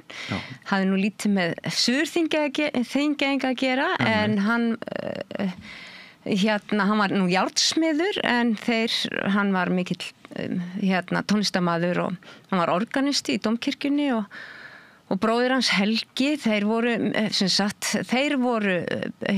aðalmennirnir á þessum tíma þarna á 19. öldinni hér fyrir sunnan en á sama tíma var eitthvað allt annað að gerast í Suðurþingeyjarsýslu, í minni sveit, í okkar sveit. Í okkar sveit. Já. Já, það kannski bara best að halda því til haga og greina frá því án undanbragða að við reykjum bæði ættir okkar til Mývatnssveitar. Jú, það og það kann nú að hafa átt einhver þátt í því að þú hefur skoðað. Já, sko það má eiginlega segja að ég sé bara alin upp inn í þessari 19. aldar menningu og nú þarf ég aðeins að útskýra það. Sko, faðir minn, Jón Sigurgeirsson frá Helluvaði og móðir mín, Ragnhildur Jónsdóttir frá Gautlöndum. Þetta bæir, báðir í Mývatnssveit. Faðir minn, hann var fæddur 1909 og var sem sagt komin á 60 aldurinn þegar ég fæðist. Það voru 17 ára á milli pappa og mömmu. Já. Og pappi var mikill sem sagt tónlistarmaður en eins og þá tíðkaðist að hann var sem sagt svona heima gerði þetta bara allt það voru engir kennarar sjálfmenntaður og ég náttúrulega þegar ég unglingur og ég byrjuði í tónlistaskóla Akureyrar að læra á fiðlu það var alltaf mikil tónlist á mínu heimili á Akureyri, ég ólst semst upp á Akureyri en það var kannski ekki eins tónlist eins og vinir og kunningjar hlustuð á og iðkuðu það heima var alltaf eftir kvöldmat þá fór ég inn í stofu með pappa og ég með fiðluna og hann með píanóið eða harmoníku, jafnvel orgel og við spilum saman og danslög, íslensk sönglög bara fjárbókin íslensku sönglögin þau voru bara í henglum á mínu heimili, það var svo mikið spilað og eru þau einhverju leyti 19. aldar tónlist? Já, þetta eru náttúrulega þessi sönglög 19. og 20. aldar en svona, ég ekki inn í miðri þessari menningu, ég bara síðast í Móikanin, ég sem sagt næð því að hvað maður að segja, fá síðasta óminn frá þessum sjálflærðu snillingum sem voru í sveitinni og málið það að það náttúrulega ekki einleikið að á þessari 19. öld þá eru 100 á teljast vera 158 manns sem spila á fiðlu. Þetta náttúrulega, já, þetta bara í Mývatnssveit? Nei, í Suður-Þingeyjarsýslu, í allri sýslunni. Wow. En mér, já, 158 manns spila og það sem sagt, það vitað 122 hljóðfæri. Já. Og hvernig vitum við þetta? Jú, einn besti vinur pappa sem hét Garðar Jakobsson og var frá Lautum í Reykjadal.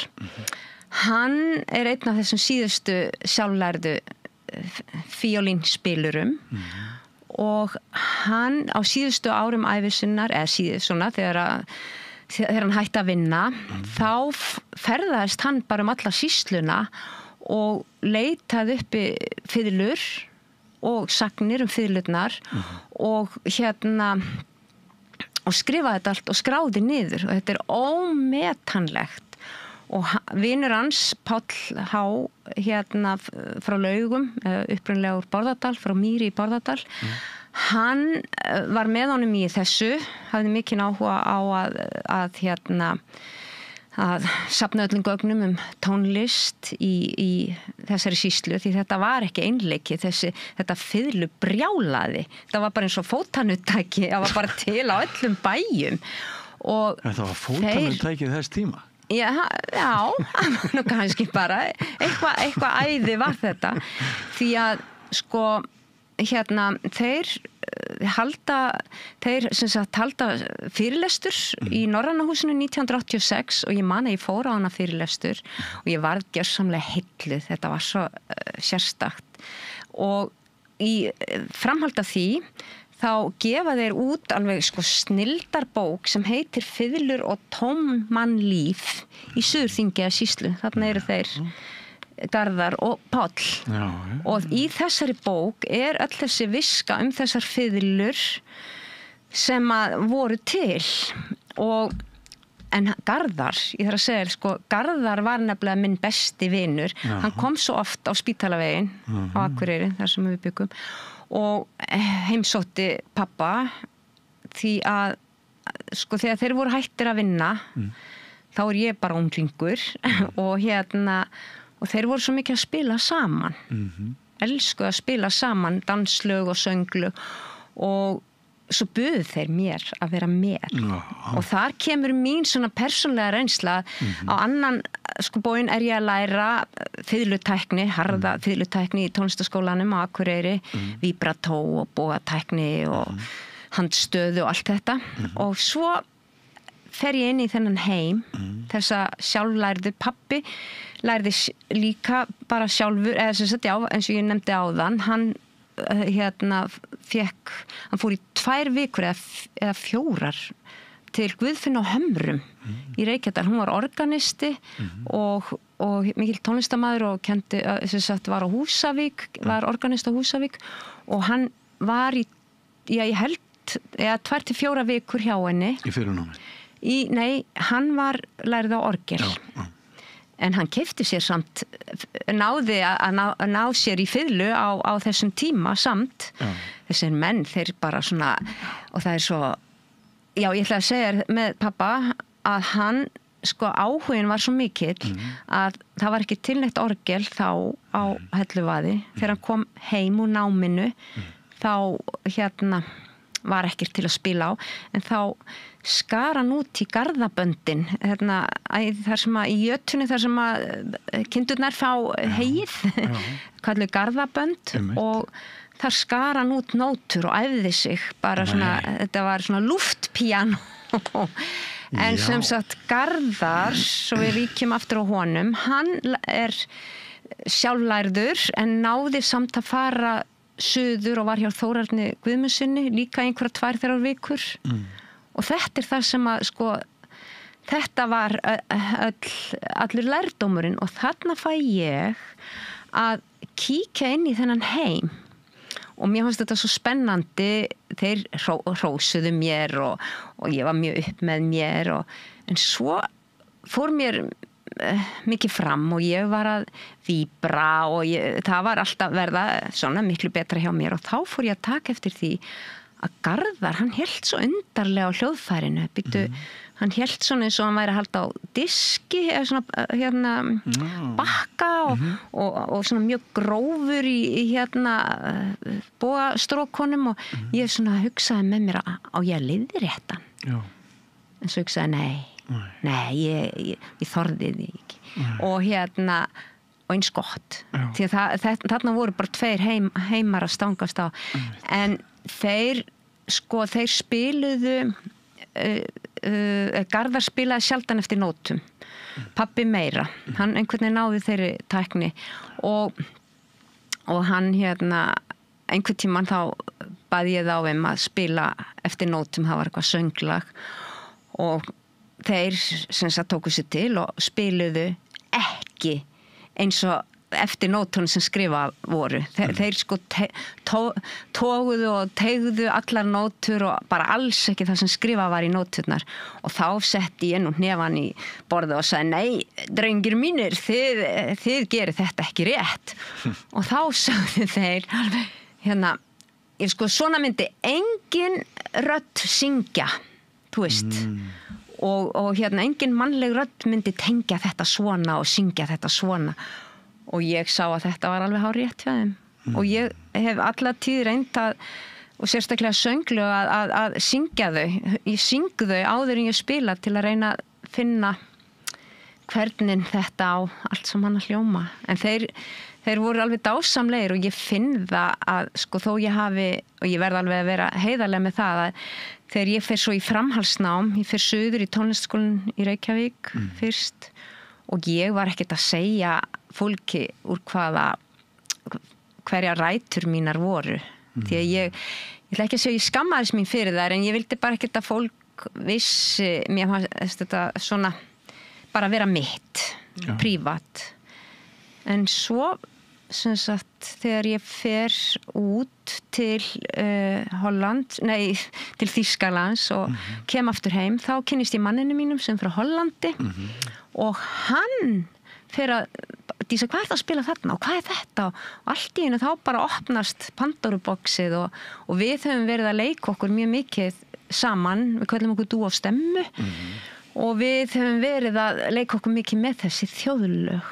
Já, þannig að maðurinn þinn, hollendingurinn, hann blæs eldi í glæðurnar sem voru kannski aðeins að kulna þegar kom að þínum arfi þarna austur í norðaustur í Þingeyjarsýslunni. Já, og það sko, ég segi nú oft glöggt gests auga sko, í þeim efnum. Það eru oft og ég segi sko eins og núna á málþinginum daginn, í sambandi við bók Danslög Jónasar sem nú verið að gefa út, að það er norskur fyrirleikari, snillingur, Veigar Vordal sem hefur verið að spila þessi lög og semst það hægt að hlusta á það hjá Ísmús öll þessi lög því að hann hefur tekið að sér að spila þau. Þetta er góð samvinna. En ég var að hugsa sko, nú er ég komin aftur sko á 21. öldinu. Mér langar svolítið til að segja sko, hvernig byrjaði þetta allt saman? Af hverju varð þetta? Mér langar einmitt sko bara út frá samfélagslegum áhuga. Þá finnst mér þessi tölfræði sem hún nefnir alveg stór dularfugl. 150 eitthvað fiðlur. 122 fiðlur en 158 spilarar. Já, ég snýri því við. En sem sagt 122 fiðlur eru ekkert smáræði í frekar dreifðri byggð og ekkert allt og fjölmennri byggð sem Þingeyjarsýslan er. Byrjaðu á því að reyna að sko finna upphafið að þessum ósköpum. Já, það er bara mjög einfalt. Sko, það er þannig og nú ætla ég að koma þér óvart, Björn, því að ég veit hvaðan þú ert ættaður, þú ert úr Vogum í Mývatnssveit. Jú, það passar. Og uppspretta þessa æðis er nú bara í föðurtúni þínu. Nei, hvað er þetta? Já, það er nefnilega þannig að það var maður sem hét Jón Jónsson og hann fluttist í Voga í Mývatnssveit og gerist þar bóndi en hann hafði sem sagt þar á undan hafði hann farið til Kaupmannahafnar og lært trésmíði og heyrt þá í fiðlu og hann sko nú veit ég ekki hvort sagan segir að hann hafi fallið fyrir fiðlunni þar, nú veit ég ekki hvort hann hafi heyrt í fiðlu hér á Íslandi, en allavegana að hann fyrir þá litlu aura sem hann á, kaupir hann sér fiðlu í Kóngsins Kaupinhán en hann á ekki fleiri aura til að kaupa sér kennslu þannig að hann lærir af drykkjumanni. Já. Svona sem sagt bara sjálflærður í raun og veru. Guð mig góður hvað þetta er rómantískt. Þetta er svo rómantískt að það er nú alveg og svo kemur hann til Íslands aftur og flyttur í Voga og byrjar að spila. Já. Og hann spilar og það er bara eins og með, ég veit ekki með sveitunga okkar, þetta er ekki bara mývetningar, þetta verður eins og eldur þessi fiðlutónar, hann hlýtur að hafa spilað fallega. Já. Því að þetta verður bara ekki alveg strax, hann byrjar á því semst að spila og fólk er bara svona sjálfsagt að hlusta og svona kannamálið en þá kemur annar maður í sveitina og er svona farand hvað maður segja listamaður og verkamaður, það er hann Arngrímur Gíslason þekktur sem málari okkar svona kunnasti alþýðu listamaður og hann sem sagt hann kann á flautu og hann með einhverjum hátt máta þá ég veit ekki hvort hann með fiðlu þegar hann kemur í sveitin, allavega að hann sem sagt fyrsti og eini nemandi Jóns sem að kallaði sig alltaf Voga Jón. Já. Nú getur þú farið að kalla þig Voga Björn. Já, og hann flyttur svo til Bandaríkjanna. Hann ætlaði að fara til Brasilíu. Já. Og hérna því að búskapurinn gekk nú ekki vel, hokraði og ætlaði sem sagt að fara, en hann kemst, það er hörgull á skipum og hann kemst ekki og hann fær lúnabólgu og deyr. Já, það var þannig. En sem sagt Arngrímur og hann spila á þessum tíma frá 1860 til svona 75 þá spila þeir á mannamótum og öllum mannamótum og heimilum og það bara verður eitthvað bara, þú veist, hvað heitir það? Það verður bara svona æði. Þetta maður með ólíkindum. Bara grísæði. Já, það bara grísæði. Að það, sem sagt, það bara kaupa sér allir og þá líka spurningin, hvernig má það vera, hvernig komist þessar fiðlur allar þarna austur? Já. Og þá má nú þakka Benedikt Auðnum sem var kallaður faðir alþýðumenningar, þingeskrar alþýðumenningar, Benedikt frá Auðnum, hann var einhver millimaður, það segir hann Garðar hérna í bókinni, að hann var millimaður, hefur haft einhver sambönd í Kaupmannahöfn og fengið fiðlurnar sem sagt sendar bara með skipum og svo var bara keypt og svo var líka importör, þetta voru svona katalógar, fólk bara keypti þetta bara eins og við erum að kaupa á Boost og bara fiðla og í ýmsum, sko, það er ábyggilega mjög fínar fiðlur þarna inn á milli, sumar voru náttúrulega líka bara algjör skrapatól. Hvert var verðið á þessum gripum? Var þetta stór fórn að færa, veistu það? Nei, sko, það var held ég allur gangur á því, en ég held að hafi ekki verið neitt stórpenningur, en ég meina að það voru náttúrulega allt stórpenningar, það var náttúrulega sjálfsagt þótt eyðsla, en samt finnst mér þetta svo merkilegt úr því að spyrja að það var einhver skilningur þarna í sýslunni að sko peningum sem væri varið í list væri góð fjárfesting. Já, og það finnst mér svo merkilegt að það var skilningur einmitt fyrir þessu, fyrir listinni, og þegar að sko og þarna bara hermdu menn hver eftir öðrum, það voru náttúrulega bara engir kennarar. Arngrímur var duglegur að kenna og sýna og þar sem hann var svona farandverka maður, að þá kom hann víða við og svo átti hann dóttur sem að giftist í Stóruvelli og það var mikið menningarheimili, Stóruvellir í Bárðardal og allir sem sagt, þar voru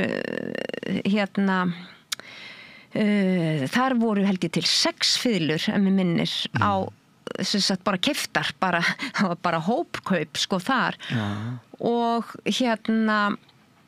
og svo vil ég líka nefna það, förum tilbaka að Hallgrímur Langafið þinn í Vogum allir, hann var semst Langafið þinn, hann átti fiðlu og spilaði á hana á hverjum degi alveg fram í andlátið og hann var forsöngvar í Reykjavíkurkirkju og hann notaði fiðluna sem sagt til að spila fyrir svo þeir getu hermt eftir sko laglínunni og allir synir hans áttu fiðlur.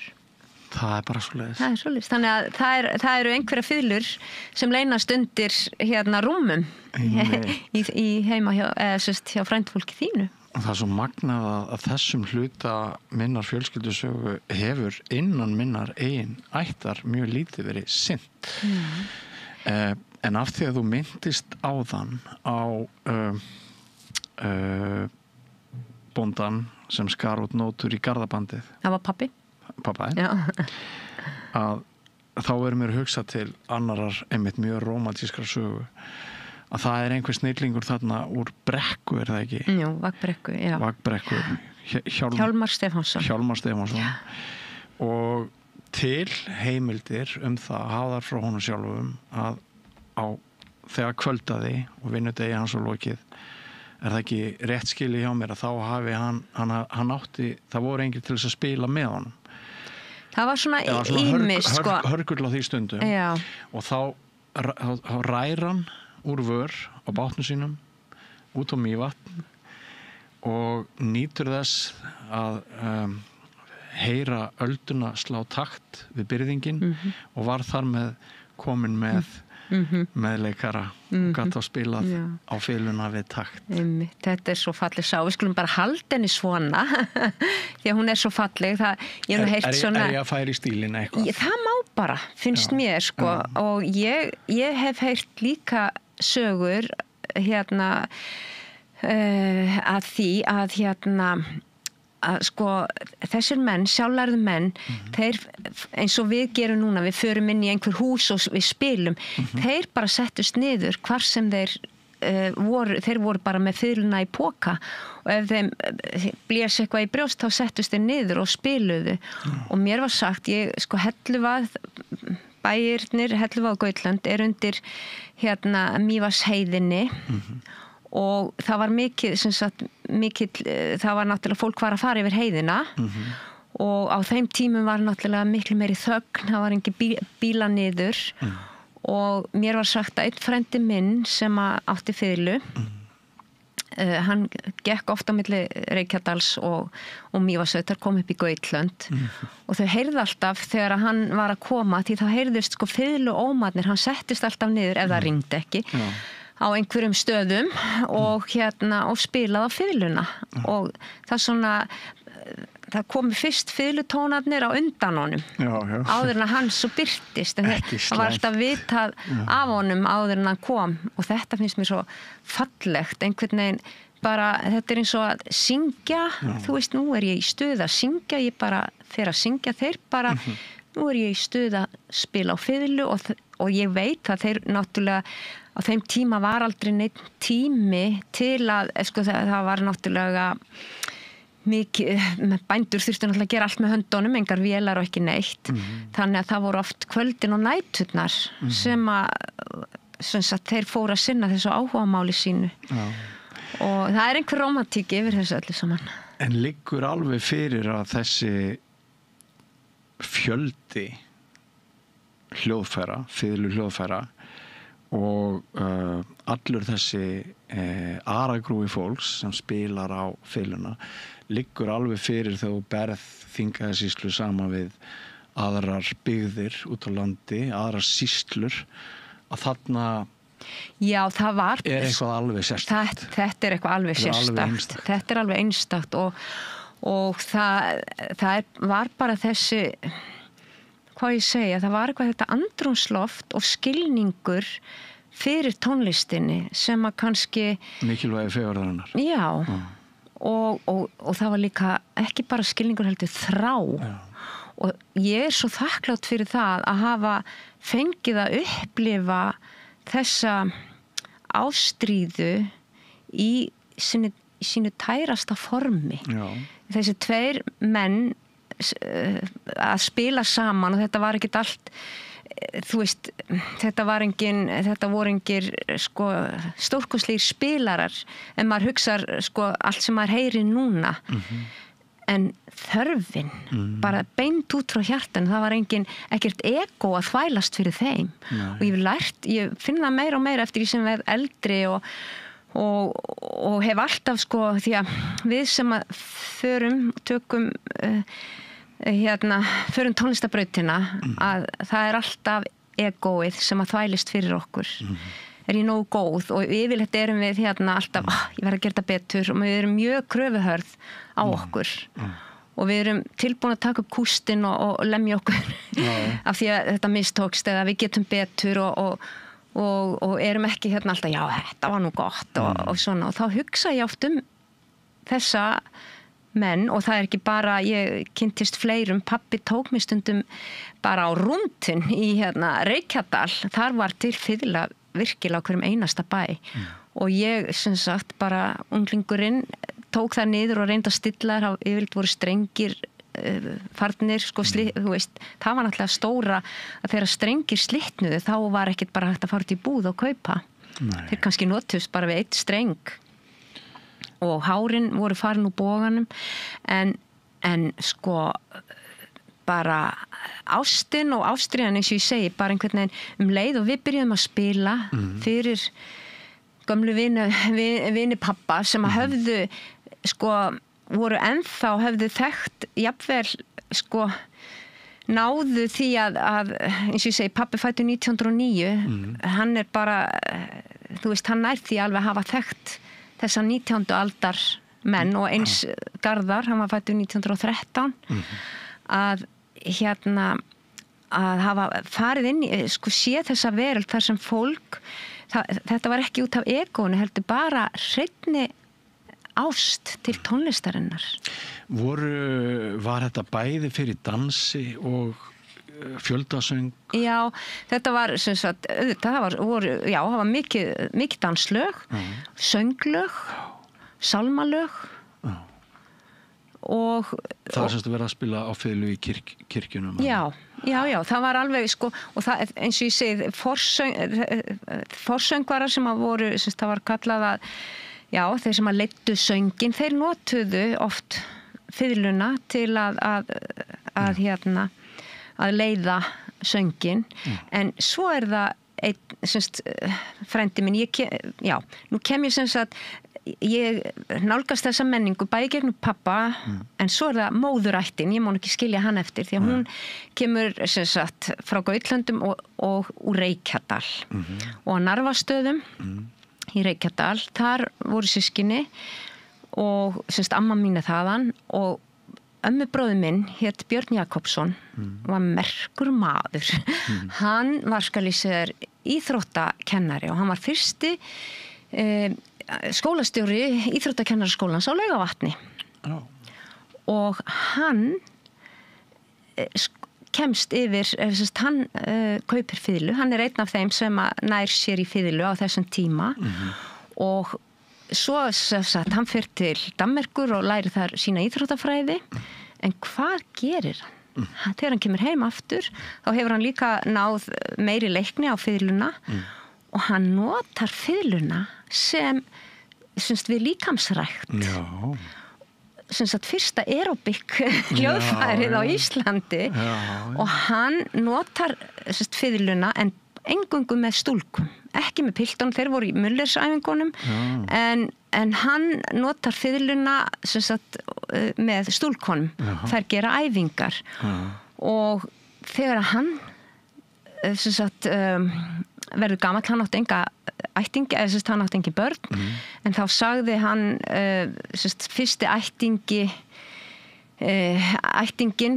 nær hann á að eignast þessa fiðlu og það var ég en fiðlan var lengi að vísu geymd á Laugavatni svona til minningar hann og þegar að skólabróður okkar var skólastjóri þar árið 2000 þá bankaði ég nú upp á og sagði honum að ég ætti nú þessa fiðlu með húð og hári og það ætti nú að spila á þessa fiðlu en ekki bara geyma hana og hann var mjög glaður, Erlingur Sigursson og hann lét mig afhendi mig fiðluna og ég spilaði og hef spilað tvisasinnum við skólauppsögn skólalok þarna á Laugavatni skemmtilegt þannig að hún vel brúkhæf já, hún mjög sérstök fiðla, hún er eiginlega samansett úr framhliðin, verst að vera ekki bara með hana með mér en framhliðin hún gæti nú bara verið eftir Jón á Grund hún er svona svolítið amatörsleg en bakhliðin gæti verið úr Stradivarius þetta hún er samansett úr tveimur hlutum og sjálfsagt einhver fiðlusmiður sé þetta bak og þá vil ég nú meina hún hafi komið það hafi verið fiðlusmiður í útlöndum sem að hafi séð þetta bak og sett svo klambra saman framhliðinni og eða klambra, þetta er mjög vel gert og fiðlutónnin er mjög djúpur og fallegur en fyrir þetta málþing, ég verða að nefna það þá ég hef aldrei spáð í það, ég hef náttúrulega bara, þetta bara fiðlan að Bjössa frænda og mér þykir alveg óendanlega vænt hann og ég nota hana mikið, sko, þegar ég að spila þessi þjóðlög og sönglög. En ég fer sem sagt í bókina hans Garðars, þetta eru svo miklar upplýsingar og ég svona, hvaðan kemur fiðlan að Bjössa frænda? Og ég fer að lesa og hvað les ég? Ég les að Bjössi frændi hafi fengið hana frá Jónasi Helgasyni tónskáldi. Já. Og þá er hann komið hringinn. Þarna lokast hringurinn og þetta er náttúrulega bara þetta er alveg geðveikt að geta á þessu málþingi þarna í gær þegar ég gæti sagt að var búið að tala, búið að spila þessi danslög og tala Jónas og ég gæti bara og hér er fiðlan. Þetta er alveg stórmerkilegt. Áður en það gerist að Jón nær sér í fiðlu og hann er þessi mikli áhrifavaldur. Já. Og af honum sprettur þessi áhugi sem að verður, hann kviknar þarna við Vatnsbakkann í Mývatnssveit og færist síðan eins og eldur í sinu alla Þingeyjarsýslu. Áður en það gerist þá spyr maður sig, var það tilviljun að það var fiðla eða var fiðla náttúrulega ekki fyrirferða mikið hljóðfæri, þú getur tekið hana með þér, hefði það allt eins geta orðið eitthvað annað hljóðfæri? Þetta er mjög góð spurning. Flautur eru líka og voru vinsælar. Já. Það var alveg Arngrímur, málari, hann átti bæði fiðil og flautu. Þetta er mjög góð spurning og jafnvel flauta er einfaldari því að fiðlurnar, eins og ég segi, það slitnuðu strengir, þær voru viðkvæmar, sprungu jafnvel í kuldum, bogarnir, mistu hárin, hrosshárin. Þetta er mjög góð spurning og ég get ekki svarað henni nema við förum í andaglas. En fram að því að hann kemur með fiðluna í sveitina þá voru langspil mjög vinsæl. Þannig að það var alveg jarðvegur og fiðlan svona, hún tekur svolítið yfir. En þetta er mjög svo er það líka með fiðluna, það er náttúrulega það er einhver svona skemmtilegur hljómur og kannski hún er nú eiginlega, það er bara mjög erfitt að spila, tæknilega er það mjög erfitt og ég hef oft hugsað það því að þessir menn, það er, ég veit ekki neina konu sem að spilaði á fiðlu sem mér finnst vera mjög sérstakt af því að fiðlurnar eru svo grannar og litlar. Annríkisþátturinn heldur hafa ekki verið það. Jú, annríkisþátturinn var náttúrulega. Þær hafa ekki átt frelsi til þess. Nei, en samt ég veit, það voru einhverjar konur, en það er bara ekki. Höfundur ókunnur, ljóðin voru, það voru tekin út nöfnin og kallarnir. En mennirnir, þeir höfðu svo breiða og mikla fingur. Já, einmitt. Og þess vegna finnst mér svo merkilegt að þeir eru þarna að fiðlast þetta á meðan að eiginlega hefðu konurnar átt að svona með sína grönnu hannyrða fingur. Ég skil hvað þetta, mér finnst líka svolítið merkilegt að þarna hafi menningin verið slíka, karlmenn hafi mátt bera sínar einlægu tilfinningar. Einmitt, já. Mér finnst það alveg stórkostlegt.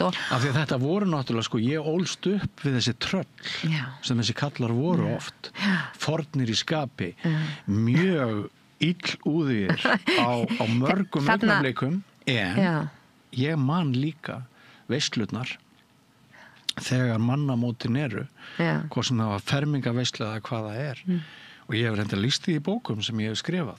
Þegar hinn steinrunnu tröll sem að maður hélt að litu aldrei glaðan dag klæða sig úr hempum hversdagsleikans og hins harða lifibrauðs og allir bresta í söng.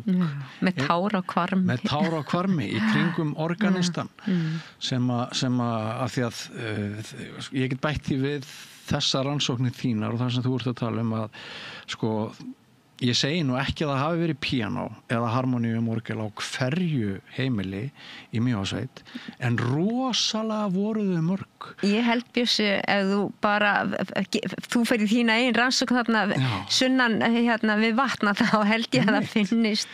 Og þá var bara gert ráð fyrir því að það væri til hljóðfæri, einmitt til þess að fólk myndi fylgja sér saman á mannamóti og það var líka gert ráð fyrir því að allir gætu sungið fjórraddað í alveg þokkalegu pitsi. Já, og það er enn í dag. Það er enn í dag. Þetta er við lifað.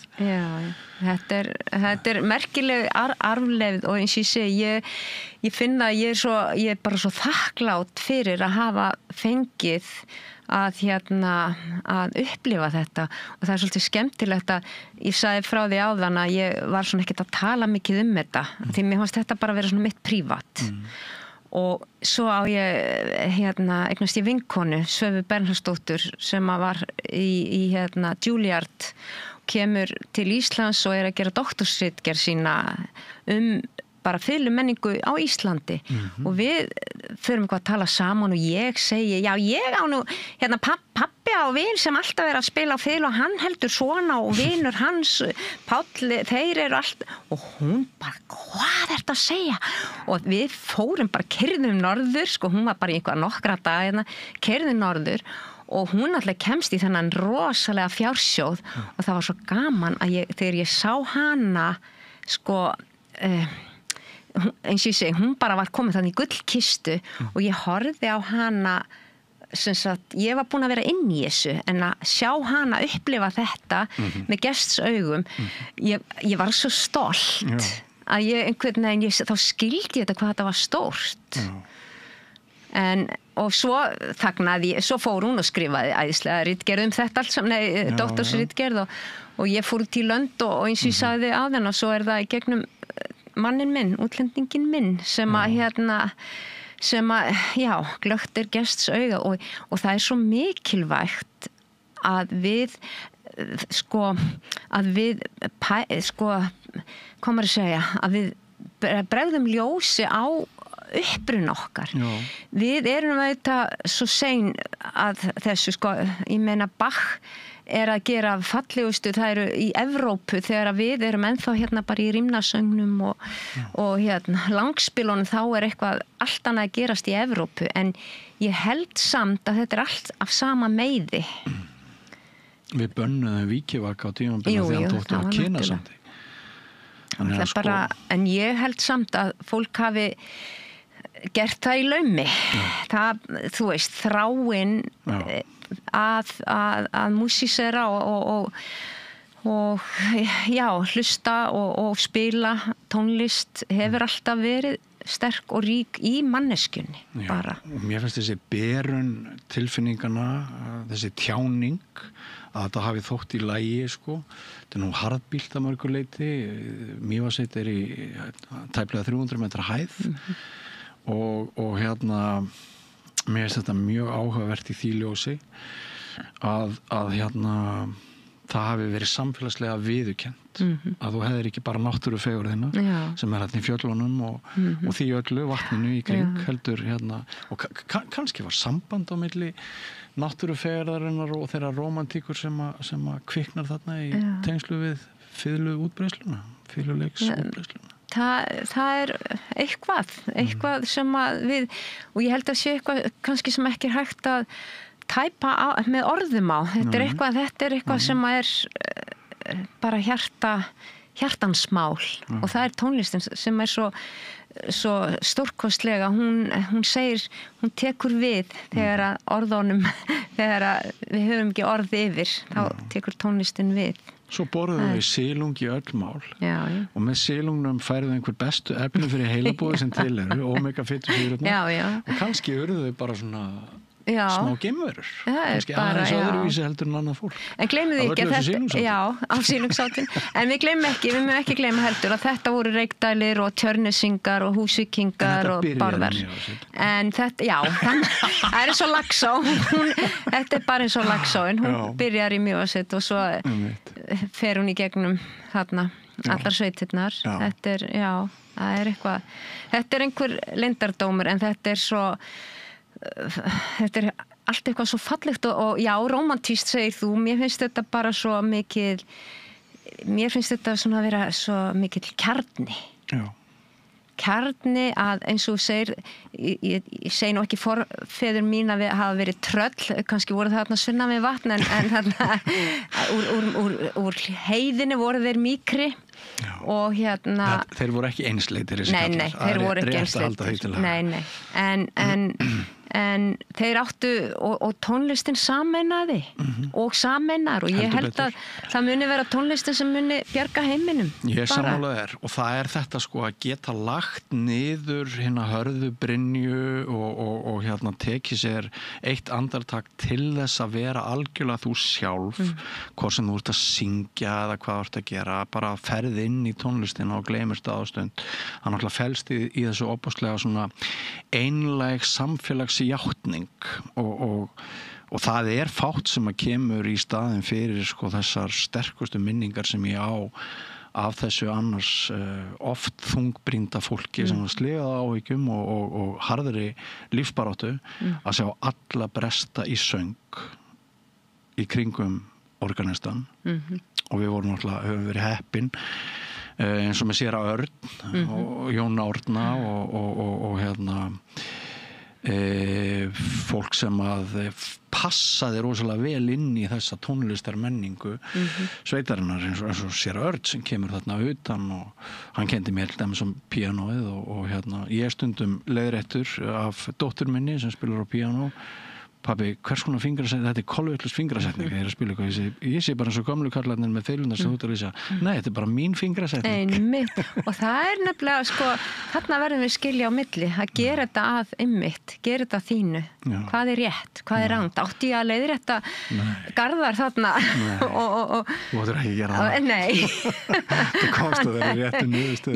Það bara, já, maður verður og þetta náttúrulega tveir heimar en það það fallegast þegar við berum virðingu fyrir hvor öðrum og þeir bæta hvorn annan og það sem mér finnst vera svo mikilvægt að við vitum úr hvaða jarðvegi við komum, ekki bara við sko í Þingeyjarsýslu þó við séum svolítið kannski svolítið Já, það vill svolítið til að í dag erum við bara Þingeyjarsýslu að þá þetta skiptir þetta bara máli fyrir allt landið og ég meina Jónas Helgason hann náttúrulega alveg stórkostlegt, hann járnsmur, ég get ímyndið mér hvernig lúkurnar á honum hann var í því að hamra skeifur og svo hljóp hann inn í dómkirkjuna og spilaði, ég get sko hvernig heldur og ef þú horfir á þessi lög sem hann var að hann skrifaði niður sko, ég veit ekki hvað hann hefur lært þessa tækni að spila þessa nótur sko, þetta er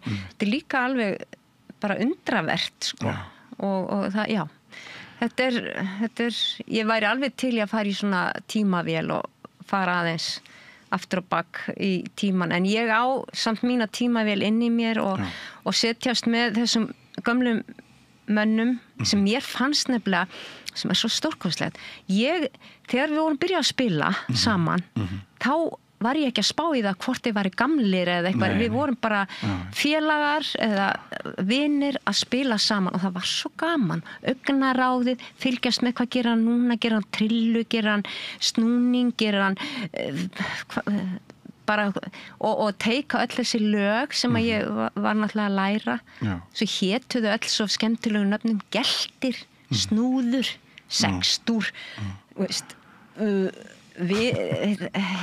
það ekkert Sicilian eða þú veist það já við bara áttum okkar nöfn yfir dansana það var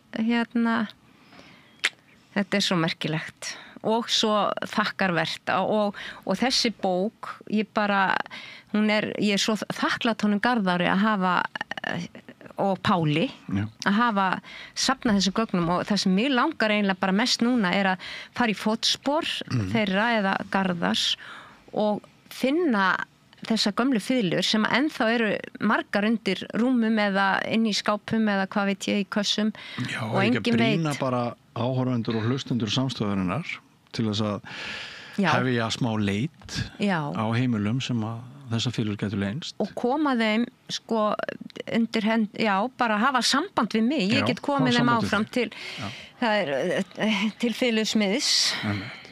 Hérna, það nú ekki margir fylgsmiðir hérna í Reykjavík, en einhvern veginn að allavega huga að þessu og af því að fiðlur, þær verða bara betri og betri, þetta er eins og vín. Rauðvín. Það verða bara betri og betri með árunum. Kannski leynist ein Stradivarius. Hver veit. Inn í skáp. En alveg stórmerkilegt að hlusta á þetta og kæra þakkir fyrir að flytja okkur á samstöðinni og hlustendum áhorfendum erindið þitt í öðru máli í dag en þú gerðir í gær á þessu þingi fyrir okkur sem ekki komumst. Og ég hefði fullan huga á því að skoða þessi mál aðeins betur. Mín sönn ánægjan og ég heiðra minningu það mikill heiður að koma hérna fyrir hönd þessara manna og ég vona að ég hafi farið með rétt mál allavega meira og minna. Kæra þakkir og líka bara þakkir fyrir tónlistina. En þá sem sagt okkar dagskrá í kvöld lokið. Ég vona að þið hlustendur og áhorfendur hafið notið hennar og minna á það að ef þið hafið gleymt að styrkja samstöðina en hafið oft velt því fyrir ykkur að við lifum fyrst og fremst á styrktar framlögum ykkar hlustenda og áhorfenda, þá hæg heimatökin að heimsækja vefsíðan okkar samstöðin.is og fara þar, skrolla þar niður þangað til þið finnið hnapp þar sem ástendur áskrift og það ætti ekki taka ykkur nema 30 sekundur eða eitthvað svoleiðis að skuldbinda ykkur fyrir hlægilega lágu mánaðar framlagi sem að þó getur skipt sköpum fyrir okkar dagskrá aðeins 2.750 krónur á mánuði eða eins og við segjum stundum ígildi háls hamborgara í miðbæ Reykjavíkur. Fyrir hálfan hamborgara fáið þið dagskrá öll kvöld, alla daga, linnulausa dagskrárgerð hér, en samstöðin þakkar ykkur kærlega fyrir samverunni í kvöld. Verið sæl. Segðu það á samstöðinni. Samstöðin í eigu hlustenda, áhorfenda og lesenda. Sláist í hópinn og gerist áskrifendur.